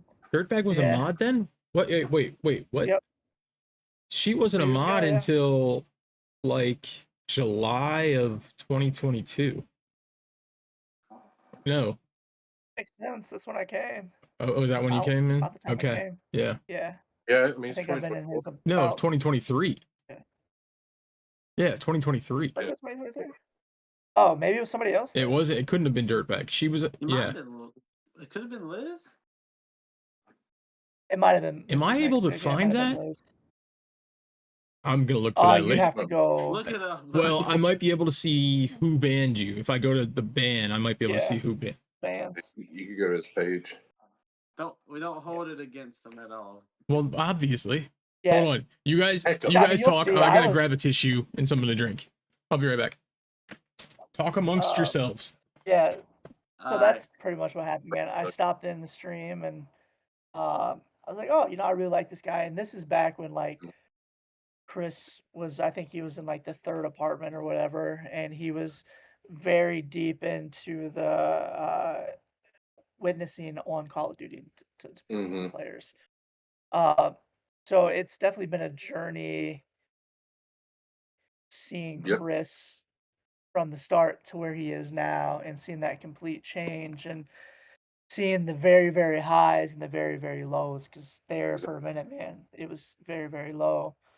Um, and Chris was actually the one that introduced me to Lightsfire, so Max, to his stream, and to anybody who's ever been in Max's stream, Lights Fire, that dude, man. If you want somebody to see somebody who radiates the love of Jesus, Max is that person. 100%. It doesn't matter what he's doing in the moment. If you have a prayer request, that dude will get to a spot where he can sit down and pray for you right then. That is somebody I truly look up to when it comes to showing others Jesus' love, because he sets out every day to do that. And so being a part of, both communities has been, life changing. I've made it to the VIP with Chris's chat. I made it to VIP with Max, and now I'm one of his moderators. And I have a great relationship with him and with a lot of the other mods there and the followers. And a lot of this is community based. If we could all just go watch Chris play video games Right. and support and pay our subs, but the community is the best part of it. Chris is a Yes. mediocre gamer, Yeah. but the community itself, I mean, is it starting to get pretty clicky? Whatever, but it's still a community. Yeah. We still look out for each other. We still care about each other. We still pray for each other. Even the non-believers will still ask for prayer or still let us know that they're thinking about us and giving us their thoughts. Yeah. And we all lose to Allen at college football. And we all lose to Allen in college football because apparently he's the GOAT Well, I out guess of nowhere. Oh, and it could have been Dirtbag. I was when I was getting a drink. She was modded July 2022, I think. Yeah, it was definitely Dirtbag. 2022. It definitely could have been Dirt. I think I'll be able to find it. Yeah. If not now, I'll be able to find it on Monday. Whenever you type in his chat next, I should be able to see it. Just 'cause that would be funny to see if it was Dirtbag. Are you in there now? Let's go do it. Hold on. Oh yeah, hold on. I'll pull it up on my phone so I don't tap out of this. It is crazy though, like to think how many friends we have gained because we all stumbled upon I know. this random guy playing Call of Duty, a game we all love, and he's witnessing to people. I scroll. Yeah. I don't know Smitty. I don't know Rabbit. I don't know Jeff. I don't know Liz. I don't know Joe. I don't know any of y'all. I'm gonna go get my charger. I'll be right back. Yeah. That's a thought. It was not Dirtbag. It wasn't. It wasn't. Get ready Who for was it? this. Was Who it a is way throwback? I'm shocked. I'm gonna wait for him to get back. Chris, wasn't it? It was Chris, wasn't it? Oh, I'm gonna get glare. Was it? Hang Who on, is it? wait, you're almost good. I can't tell. Soy? It's 4K Can't see TV. 4K? Really? 4K? 4K banned you. What? Yo, tell 4K he can. He you wanna must come have just say hi? got. He must have just got tired of the conversation. 4K Probably, banned that's you really funny. September 21st, 2022. Mm. So that was my first day in chat. That's That's wild. wild. Yeah. That's freaking wild. 4K doesn't ban Love anybody. Well, I'm not. I shouldn't say nobody, but Sometimes. he's like the last person to like ban someone. He let most things go by. Dude, that's Yeah, too funny. that I story thought for must have been sure that pissing was him gonna be off. Dirtbag then. So did I. Yep. It She was the me. one that I No. messaged asking to get back in. Oh really? Yeah. Dude, that's too funny. That's too funny. Yeah, we'll have to give 4K a hard time about that one. Yeah, but like you were saying, it is wild that so many of us have close friendships now based on meeting a random guy or going to watch a random guy play video games and talk about Jesus on Twitch. And yeah, and like you said, yeah, I love Chris. It's fun. It's I stay for the community. I stay because I love you guys, and same reason to, like you said, to watch Max. So basically almost every community across Twitch, the reason that there is growth is because you develop those relationships and that kind of thing. Mm-hmm. But Your sister. oh my goodness. We got Apparently, my sister put her up to that. What the hell? Yeah, you- uh, who would have thought Alan was gonna be the first one to curse? um, wait, what? Nothing. oh, I was the one that said, "What the hell?" Oh, dang it! I was hoping it was Alan. Yeah. Um, I thought I was and don't get me confused. wrong, Great episode, man. I love Max. we've all Yeah. had the word I'm looking for. Over here. We've all been fortunate enough to be able to build relationships with. I mean, you guys even more than me, but build relationships with Chris before he became the C2C that we know now. I don't know. who's, Fortunate's the 500 word, plus but viewers at a time. Yeah, I'm just kidding. Well, we remember when he was really had the down? chance to It was us three, really. Or us four. and When he was on Rumble and Rumble, locals. Yeah. Mhm. Yeah, Yeah. yeah, 4 or 5 viewers on those locals where he's just cooking because there's not a ton of people. Right. I could watch Mhm. That's when it started getting pretty bad. Yeah. But yeah, it's.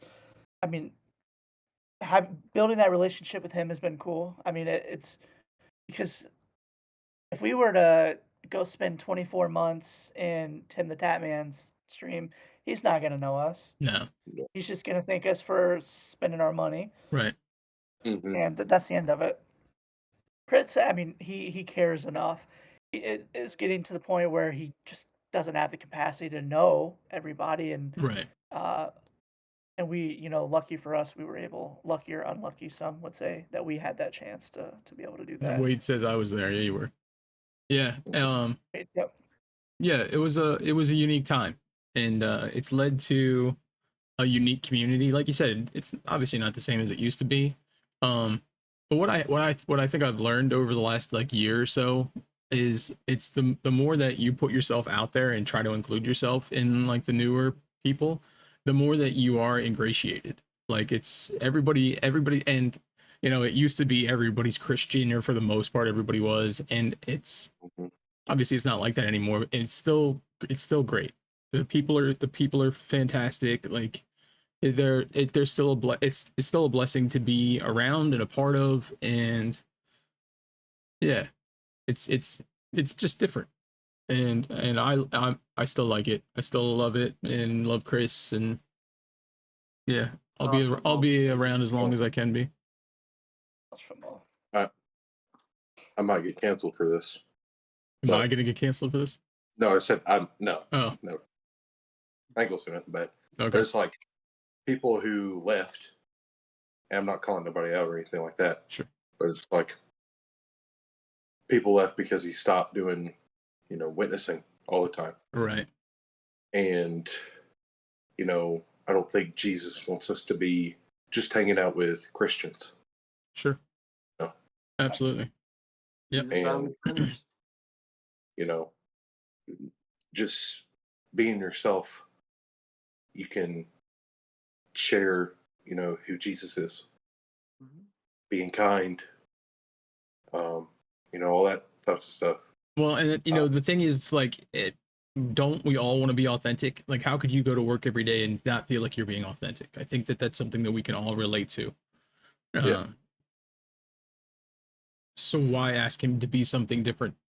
So I respect that. I mean, it was a hard transition for him, and so I give him big props for all of that. And it's great to still see him, pulling the Bible in the mornings here, and still, he sent a great message to somebody in Discord, asking for prayer. Like he's still, even as the channel grows and stuff, he still wants to be part of people's lives and present Jesus in a good light.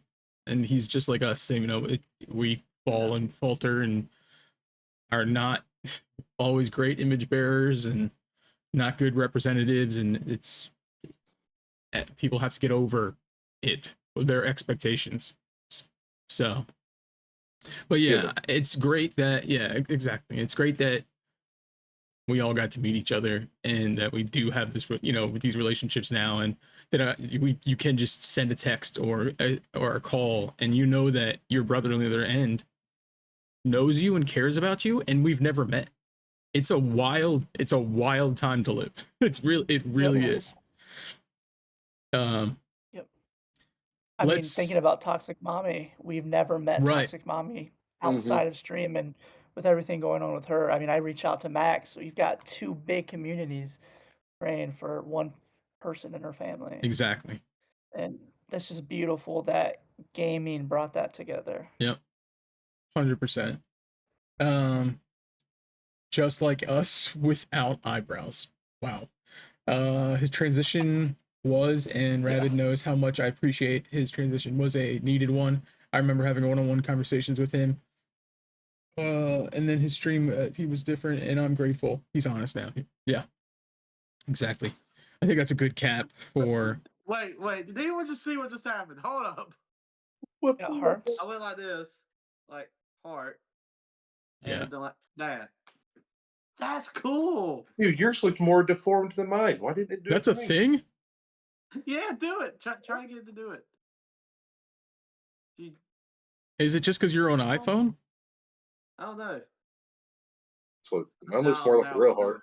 Now I'll do it. Oh, there it goes. That's crazy. Wait, it just did it. Might be because you're on iPhone. I don't know. I guess so. I don't That's know. It's wild. cool. I got ADHD, so that immediately caught my attention. You're good. Anyways, so you answered a lot of the questions, and also a lot of these questions we wouldn't even. There'd be so many answers to, or there wouldn't be one short answer to, because like it would be like, all right, do you remember what road you grew up on? Well, we can probably skip that one. Delaware Street. Okay. Right. We know the siblings. You talked about that. What state did you spent a majority of your life in? Yeah. Indiana. Okay. You went to public school. Yeah, I did. Do you remember what your high school mascot was? Yeah, the Apache. The Apache. Okay. Do you remember Wabash, what man. your Rocked it graduating myself. class size was, Mm, or roundabout? 99 when I started, 82 when I graduated, 82. Ashley, I don't think I want to touch that question. Ask him who his favorite sibling is. Jeremy, our older brother who I never mentioned. So we have an older brother who my mom had with another guy Okay. who, when he was 16, got off the school bus, got hit by a truck, and then got hit by a truck right after that. So got hit by a car back to back, and now is probably in his 40s and has the mentality of a 7-year-old. I might say a teenager. Okay. But it's definitely not my sister, and I haven't even seen him in 20 years, and he's my favorite. Yeah. Now go. Obviously, this. I'm gonna ask the question. Did you have vacations growing up as a kid? And if so, what did they look like? Um,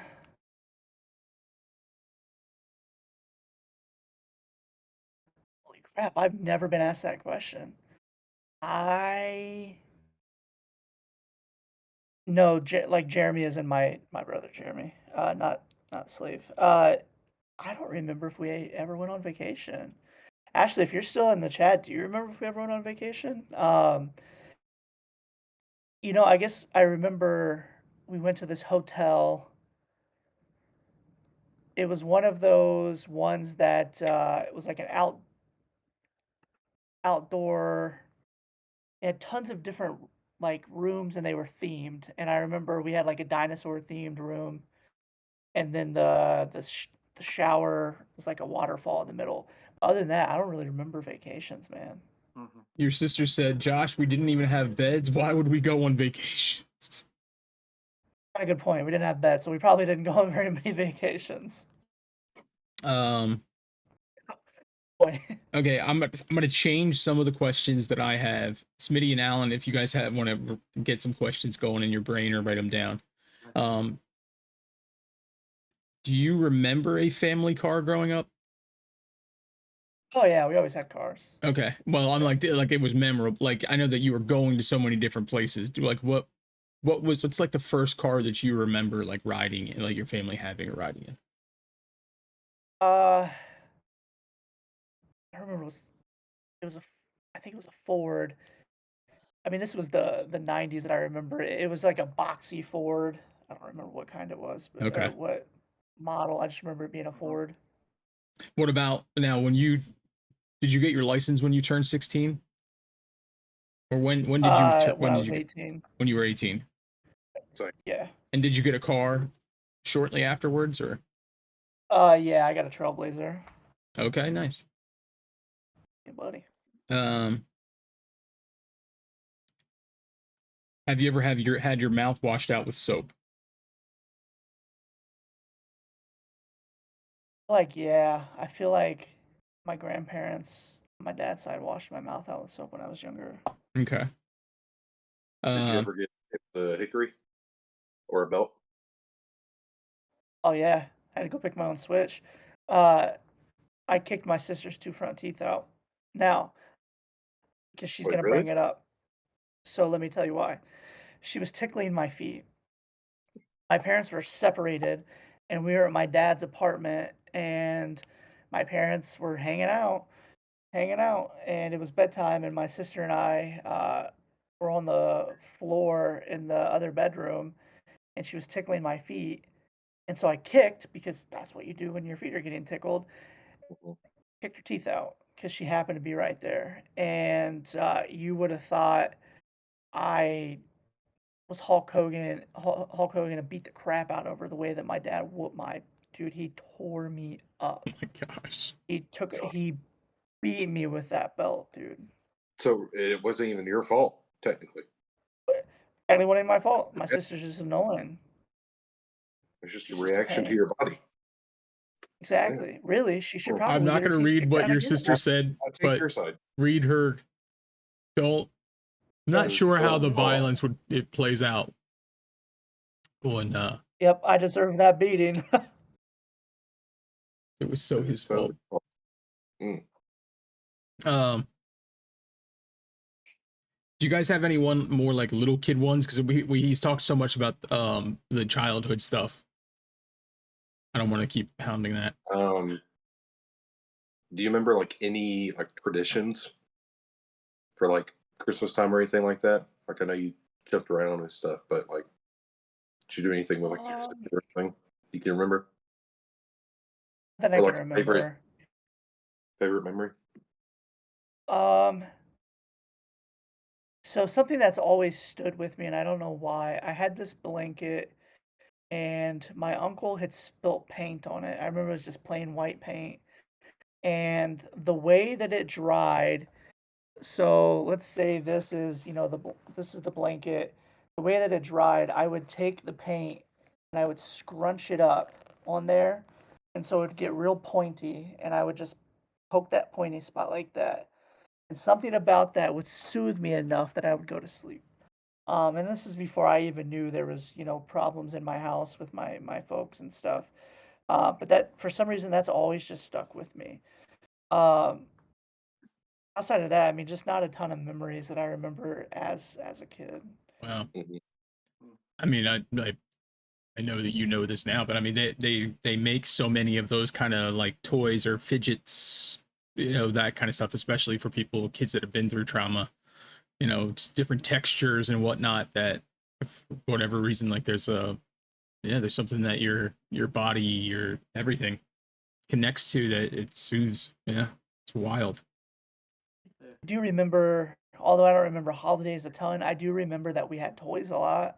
But I think some of that was also my dad was like selling drugs and they were probably robbing people too. Mm, I mean, this is back in the days when you could get a prescription. You could say your name is whatever and get a prescription, and then sell those pills. And that's what my dad was doing. like So we going always to had a toys. pharmacy and just pretending to be someone else. Yeah, back in the 90s, you could Wow. call in a script and go in, and they would just give it to you. So, um, I mean, I've got to show like 25 forms of ID just to pick up my Adderall now. Right. Thanks, Dad. You jerk. Uh, But yeah, I don't have a ton of memories that other than stuff like that. Yeah. Smitty or Alan? I have a sports one go through my mind.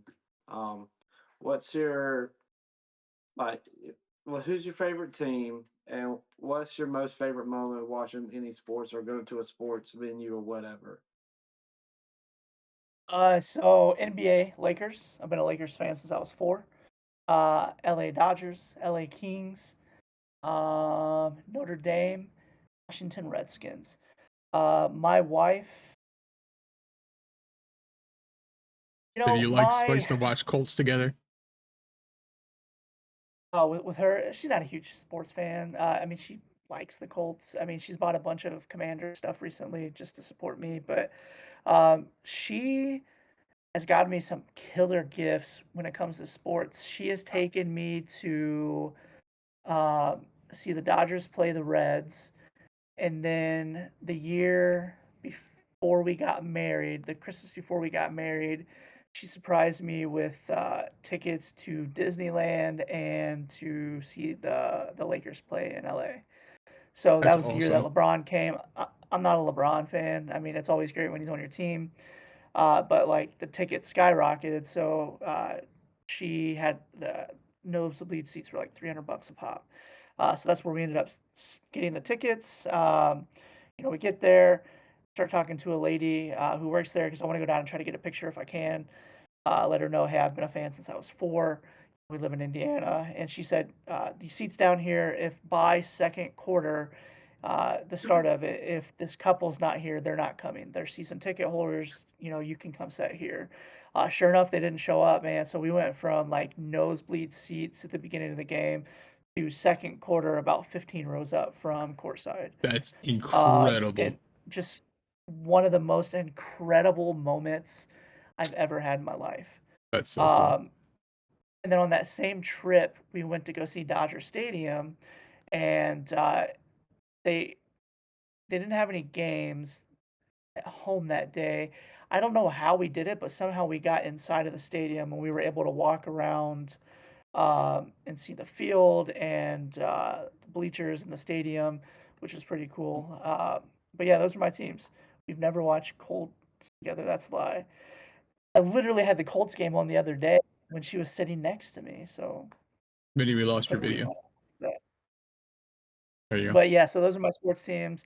Going to LA, having the love of my life take me to see my favorite sports team, and then standing next to me smiling as I'm taking pictures with hot Laker girls was probably the highlight of my life when it comes to sports. There you go. Good question, Alan. Has Alan ever taken you to any sport games, Smitty? The what? Has Alan, the love of your life, Alan ever taken you to any sports games? I think you're getting that relationship. Oh, wrong. never mind. I'm sorry. Have you guys met I'm his. in real life? No. Oh, No, not yet. There's a cabin in our future. He's like for that. love that. Well, that will do it for me. Tonight, folks. I think All they right. made a movie about that or something. It's all right. Smitty, you got another question before I get to the really stupid ones? Don't have any more. All right. GodzWrath. Do you pee in the shower? Oh, absolutely. Who doesn't? If any person tells you they don't pee in the shower, they're lying. We've been Lying. told it on this Alan, shut podcast. up, you're We've been lying. told it on this podcast. You know what? Alan would be the exception. That No. dude has no problems in this life. So, Alan, keep not peeing in the shower or try it. You might feel free. Alan, are you frozen or are you okay? No, He's just not. he's just He's not ashamed. looking. He's ashamed of you right now. Do you brush your teeth in the shower? I was about to ask that. I have. Yeah, not normally. Okay. Smitty? Have you took a number 2 in the shower? Yeah. Same. Yeah, absolutely. I had diarrhea one day and I was sick. That's and it happens, It dude. was gonna be quicker for me to squat down and just squirt all over the drain instead of getting out, wiping my body down, drying off, and then sitting on the toilet. So 100%. Do you Not guys often, have but yeah. do you guys have a change jar in your house? And if so, what is it? We have several. I mean, no like swear jars or anything. Is it like a mason jar or? Oh yeah, a couple mason jars. We have a Tootsie Roll jar or Tootsie Roll money thing. So your wife's Oh my gosh, You Meg. in the shower. Okay, apparently your wife's gonna learn some things about you here as well. Sorry, babe. Um, Yeah. It was in that shower you just took a bath in too. have you ever went number 2 and went straight into the shower, no wipe? Oh no, absolutely not. Okay. But I will go into a shower if the number 2 is raunchy number 2. Okay. Yep. He also pooped in your bed. That's how you got pink eye. Whoa, we kind of need that What? story. Pooped in your bed? That's not true. You guys think I'm a troll? My sister is the ultimate lying troll. Okay. Socks on first or pants? Banner. Babe. Socks. That's the way to do it. Who wears pants? I work at home. Preference, bath or shower? Shower. Are you a mayo guy?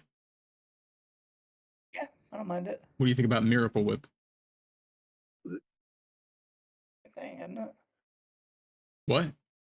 Yeah. It's not the same thing. Same thing. No. No. No. Here we go. Okay. What do we have? Add it to the list. What do we have? Miracle Whip or mayo? What do we have? We have mayonnaise. I threw out. They're fine, I guess. I accidentally bought it. Garbage. Did Whatever. you say it's garbage? It Yeah. is. It's hot garbage. It's awful. Okay. So Miracle what Whip? goes on the sandwich? What goes on my sandwich? Like what sort of sandwich are we talking about? Make your Hamburger? quintessential sandwich Like at your home. sandwich. Not the biggest lover of lunch meat, but if I had to, give me some honey ham, some In Dr. Pump. oven roasted turkey. Let me get some lettuce, tomato, mayo, ketchup, and mustard. Ketchup on with ham on a sandwich. Not with ham. Not with ham and turkey. Hamburger, absolutely. I go mayo and mustard with ham and turkey. Sandwich ever. I was thinking of my bologna sandwiches that I used Your to eat wife after says basketball. socks first is Hey, psychopathic. there's nothing wrong with a bologna sandwich. That's still I like do a love a top bologna sandwich. meal for me. Yep. You fry that sucker. Bologna sandwich is slap. I didn't know we were having a bear convention. Thanks, Dr. Punk. Where is my So is he invite? calling us? Is he calling Dr. us Punk, fat we're gonna and have hairy? you on one of these weeks. If you'll come on. I think he just called us fat and hairy. Dude doesn't even know what a good sandwich is, just like he doesn't know what is a great sibling is. Well, Ooh. Listen, don't listen to a person who doesn't know the difference between idea and ideal. So if she wants to continue What? talking smack, just ban her. Just even Alan knows that, and it's Alan. that's Al, wild. do you know? Alan drives, you know. Ideal. Oh, and yeah. Bro, ideal. Jesus, man. What's I think Remember that Gus idea Road? is an ideal idea. Like for what? Alan, if you're gonna talk, you gotta talk towards your phone. Yeah, man. Yeah. Okay, that's better. You're I talking prefer- into the anyway. abyss. All right. Smitty, you got another one or Alan? I guess while we're on the food topic, Did everyone just is go hot dog a quieter? sandwich? Huh? Hold on. Talk again. Is a hot dog a sandwich? There we go. Yeah, I wouldn't see why not. It goes on a bun, right? Yeah. Bun's bread. It's a sandwich. I think it is. I I don't. put condiments on it. I'm not gonna put What are you lettuce talking or about? tomato on it. It's not a sandwich. It's a hot Come on. dog. But you have your piece of bread, your meat, piece of bread, sandwich. Wait, I forgot to grab this. I It don't make a difference, feel. Alan, if the bun, instead of being like this, if you tore the bun apart and you put the little wiener on the inside of the bun. That's not a hot dog. I mean, it's still the same bun. You just That's rip not it. a hot dog. That's a sandwich. Get out of here. Go to bed or something. It's wild that you're getting trolled right now by your wife. Okay, what's butter at your house? Butter on the counter or in the fridge? Oh, uh-oh. So It's gotta be there's the the. That's what I'm talking. Ew. See, that's the nice one too. That's the one. Yes. You have both. You do both. Yep. And there's butter in there somewhere too. Yep. We do both as well. That's the ticket right there. Oh no, it failed. No, you do both because you No, need you you don't. need butter to be able to spread it on the toast in the morning or whatever you're using it for. You're Try supposed to it. put it in the fridge. Mm-mm. If you look at the back of it, it says keep refrigerated. Does it not? Yeah, so does the Chick-fil-A sauce, but my wife doesn't ever put It's- it back in the fridge. It the chance of it going bad is not because it's like the fat in it. Like that's why they used to leave like the bacon cans out like underneath the sink because it's not going to grow anything. That you know of. Wow, your sister doesn't know you anymore. Okay, go to pizza topping. Ooh, pizza and pepperoni. Or pepperoni and bacon, sorry. Great one. And if you were can't go wrong. ordering from a chain pizza shop, which one are you going with? I enjoy Pizza King. That must If be I had a to order from a chain. It's a Midwest thing. Okay. Yeah. It's real thin and crispy pizza. okay. We'll accept it. But Pizza Hut, I guess. Okay. Would you go with the thin from Pizza Hut as well? I personally like the thin, yeah. Okay. When he actually gets pizza, he orders, right, Josh? What? When he actually gets the pizza, he orders. Oh. Feels like there's another story there. Somebody, you got one? Or Alan? Oh, I get it. I get it. They live in South Carolina now. They moved to be foster or house parents at a boys' residential home, and they came up a few weeks ago. We went out to dinner to a really cool pizza place here in town. We all ordered food, and I ordered like a 10-inch pizza, and it never came. And so they're all there eating, and I'm just sitting here like waiting for my food. I finally go up and ask for it, and they're like, "We didn't make your food." Oh my gosh. Mm, Yeah, that's that's the what that was. I remember now. Did they comp it at least? Yeah, they took it off, and I Okay. had some of their pizza. Oh, but I figured maybe they just made it and you took it home. real quick. nice, wasn't it? Go ahead. Smitty. Do you prefer sweet tea or unsweet tea? Tea. Unsweet tea's trash. And we have I'd say it was probably 200 tea bags up there because my wife is a huge tea drinker. So is And my she wife. drinks unsweet tea. Disgusting. Yeah, same. I'm the psychopath for putting on socks first, but she drinks unsweet tea. She says sweet tea is I trash. like that hat. Oh, Alan's on his hat kick. Here we go. You actually do look nice in that hat. Last week he showed us That's like hat 3 or on. 4 different hats. Mm-hmm. Alan, we should go hat for hat. So now that we're on restaurants for a second, what do you leave for a tip? Usually 20%, unless it's better service. Yeah. Like we actually went to Wings Etc. last night. It was like 89-cent wings. I think it was probably a 25-30% tip. I'll never not leave a tip unless it's just horrible, horrible service. And even then, I feel like, Alan, I got enough hats to wear a different hat for at least 7 months. Great. He's probably going to his bedroom right now to find them all. He's literally, you can't see him? Bring it back. Oh, Whoa. whoa. Alan, this Alan, is a side of Alan, you we've never seen before. Alan, you're looking slim thick. He's there, wearing pal. Wranglers. Hey, yo. Hey, Wozers. I didn't know this was a cam girl stream.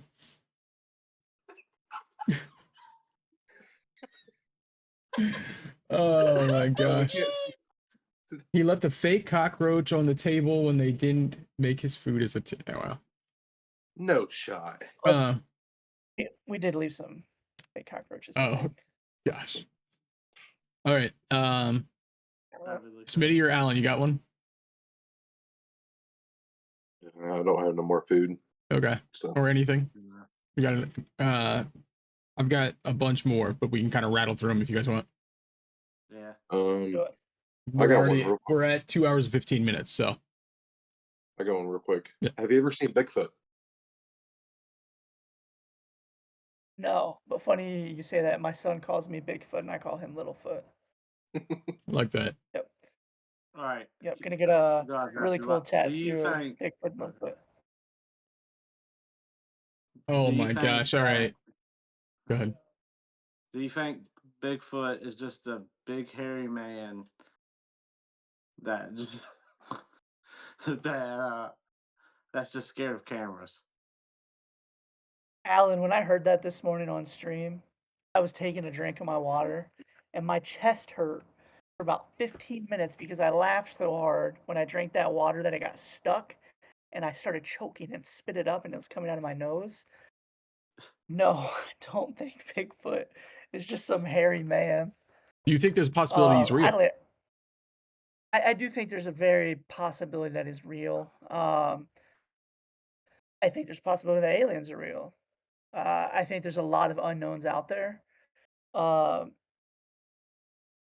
I also like to think like maybe we are the only people here. Maybe there isn't aliens out there, but who knows, man?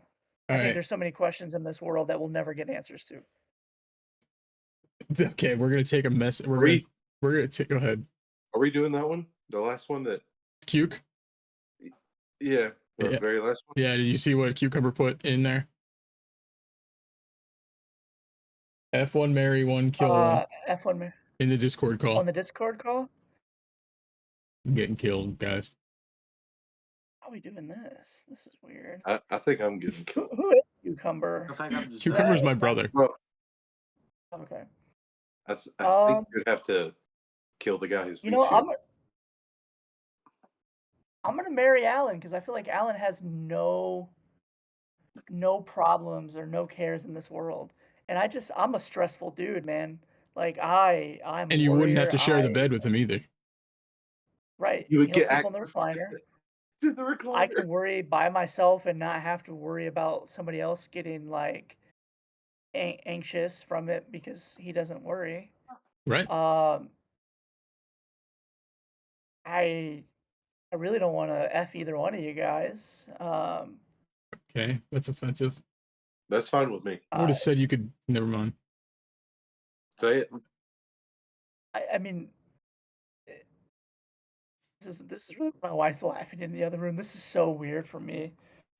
You could share hats. You can end me if I'm you gonna- want. I don't want to end you though, but I don't want to end Rabbit either. No, but then I'm it's just like, fine. He ends both of us who then. wants- Yep. You know what? I'm gonna F Rabbit because Rabbit has kids. He's gotta be alive for the kids. Hey, I like that. I Good thought point. you just meant that I was fertile, and that. Well. That's what it was. Yep. We can't confirm Smitty yet, so. All right. What do you sleep in?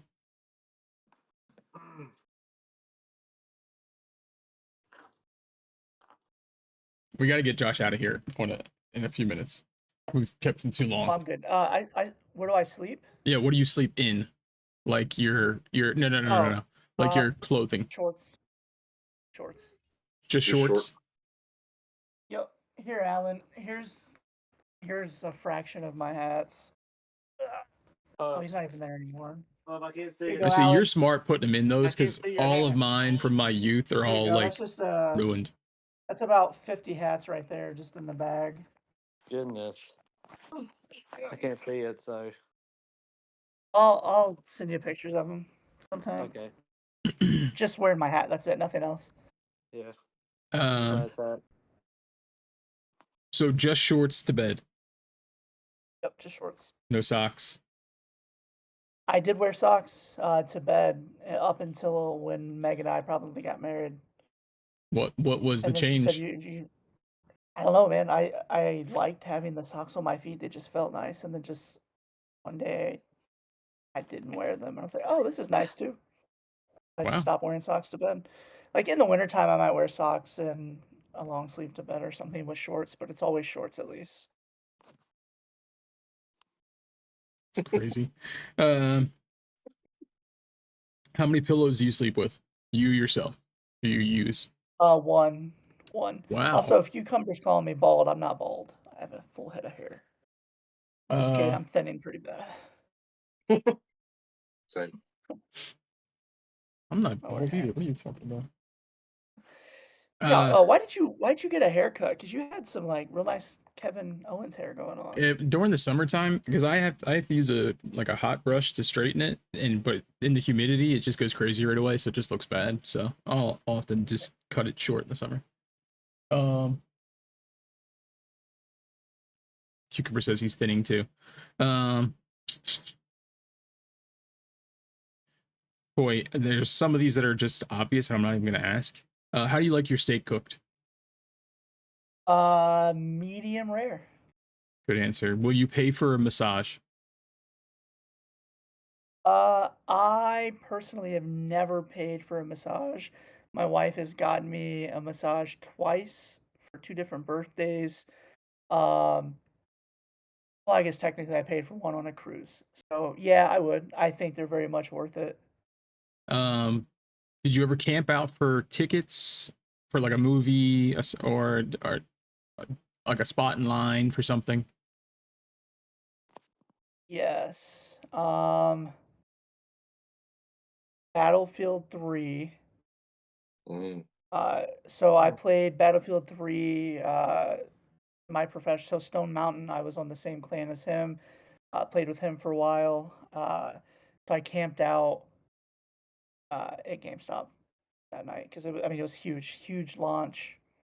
Mm-hmm. I think the only time I've ever camped out for any game or anything like that. That's a good one. Your wife said you hate steak. GameStop. I think it Wow. was World War II. We got recliner Allen's up. I don't know. No, I love steak, my favorite food. She's a former vegetarian still. I mean, she only eats chicken now, but her previous job for Christmas would give out meat boxes to their staff. Oh. So we'd get $500 plus worth of steaks and chicken and every single meat that you can think of, and it was just Carter and I that ate it because she can't. But you got one? Pill. Where Alan? Cucumber wants to know: are you going to take the red pill or the blue pill? Do I know which is which? Because I never saw The Matrix, so I'm not really sure which is Oh. which. Doesn't matter then. I mean, the only blue pill I know, I mean, I guess I'll just go with that one. All right, just confirm something we did not ask.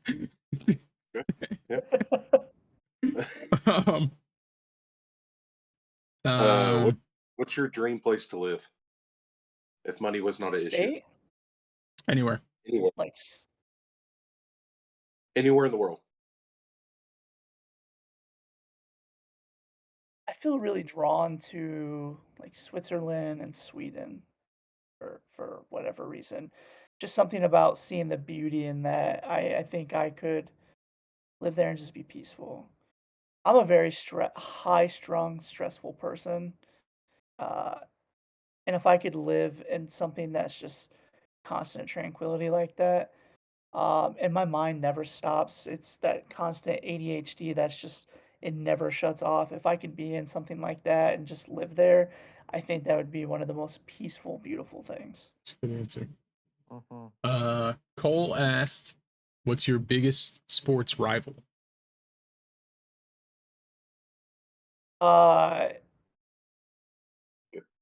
Team hate most.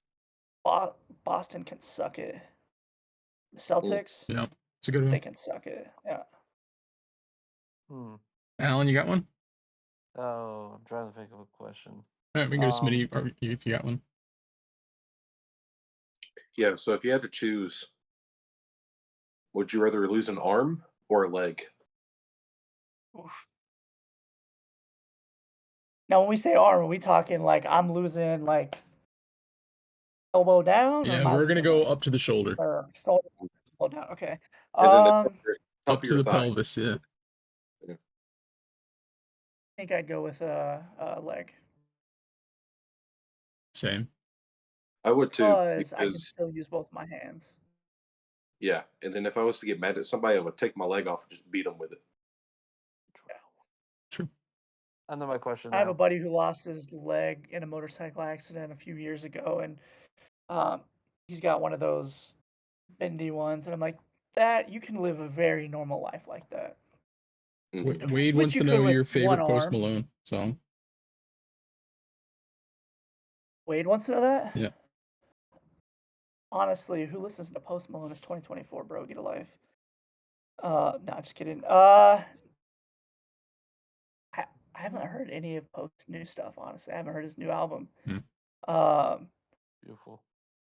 Candy Paint's a banger. It's always been a banger. Love that one. Alan, you got a question? I remember what it was. Who's your favorite mod?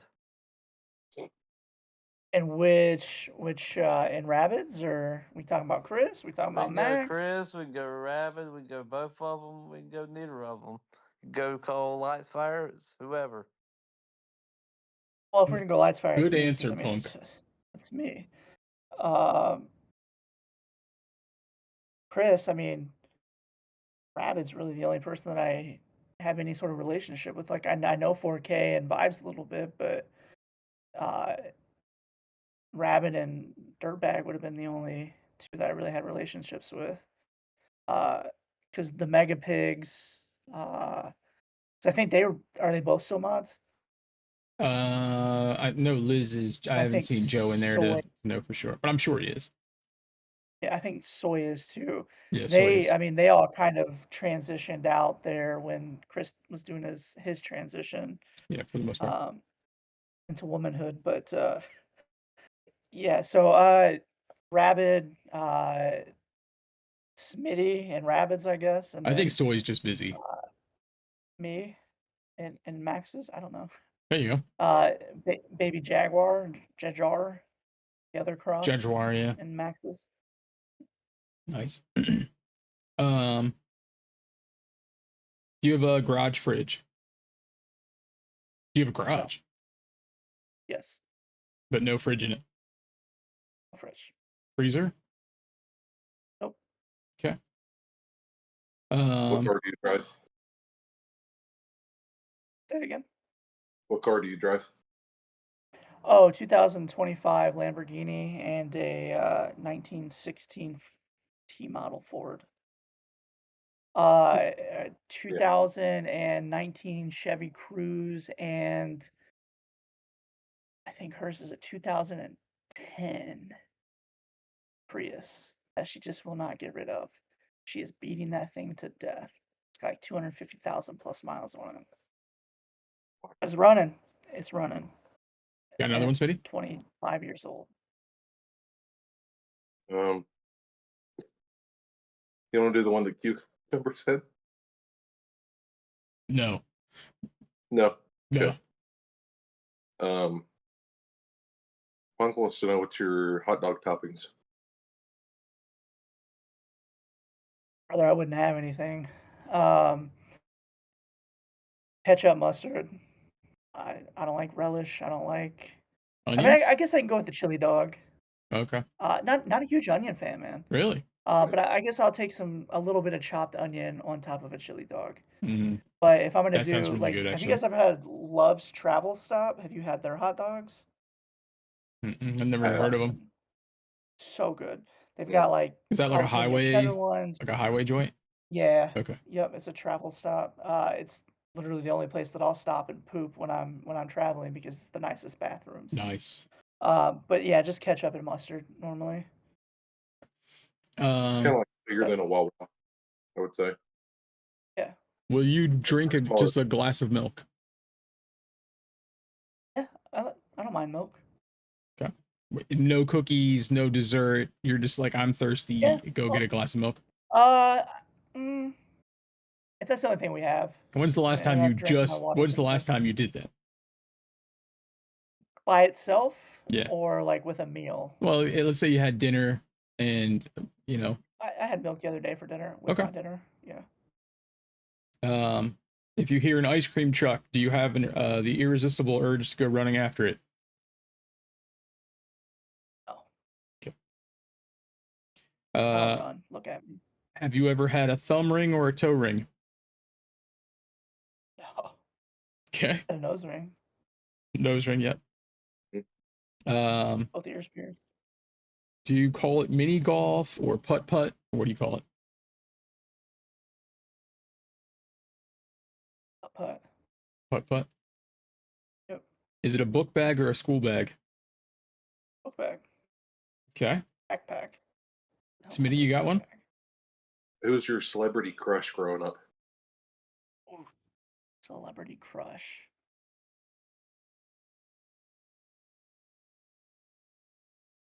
Wife's in there. I mean, I don't know if you guys ever seen Blake Lively, but she. Oh, what's her name? My wife said, "Shut up." Who? The Pink Power Ranger. Oh, the Pink Power Ranger. I mean, Oh, Kimberly. let's be That's real. a great Kimberly. one. Yeah. Yeah, fantastic. Kimberly. And then Yeah, Dwayne Wade's that's wife, Gabrielle Union. Gabrielle Union. Chef's kiss. Yeah.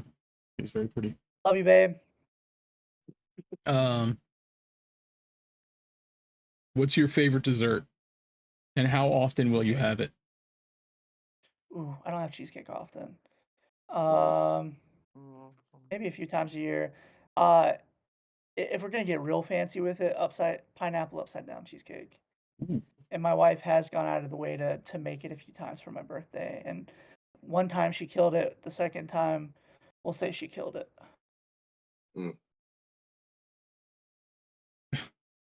Smitty, you got one? Yeah. So if the zombie apocalypse was to happen, what would be your go-to weapon?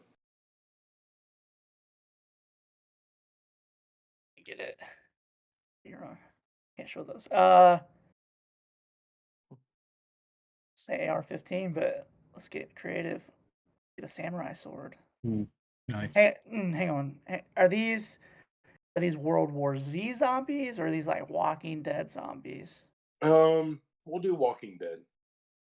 Yeah, like samurai sword or something. Sure, I'd have the 9mm, the Glock, and the AR, but I feel like a very sharp blade's probably gonna do more. Alan, you got one? Ooh. Oh wait. Oh, I thought you were asking the question for zombies. But I'll answer the question for zombies also. Yeah. Yo, 358 special, 38 special. That's what I'd probably have. You have a question for Josh? Question for Josh. It's all right if you don't. When was the first time you met me? Do you remember meeting Alan? Or like what's your first memory of him? I remember like speaking to you prior to this, but my first like real memory of Alan is when we were doing community night and you killed Chris a few times. It was like you killed him and then I killed him and then you killed him and it was like both of us back to back to back. And then you killed me a few times and I'm like, what the hell? Who's this Alan guy? God Gamer. That's my first memory. Smitty, you got another one? No, you can go. All right. If we invite you to a backyard barbecue or picnic, what would you bring?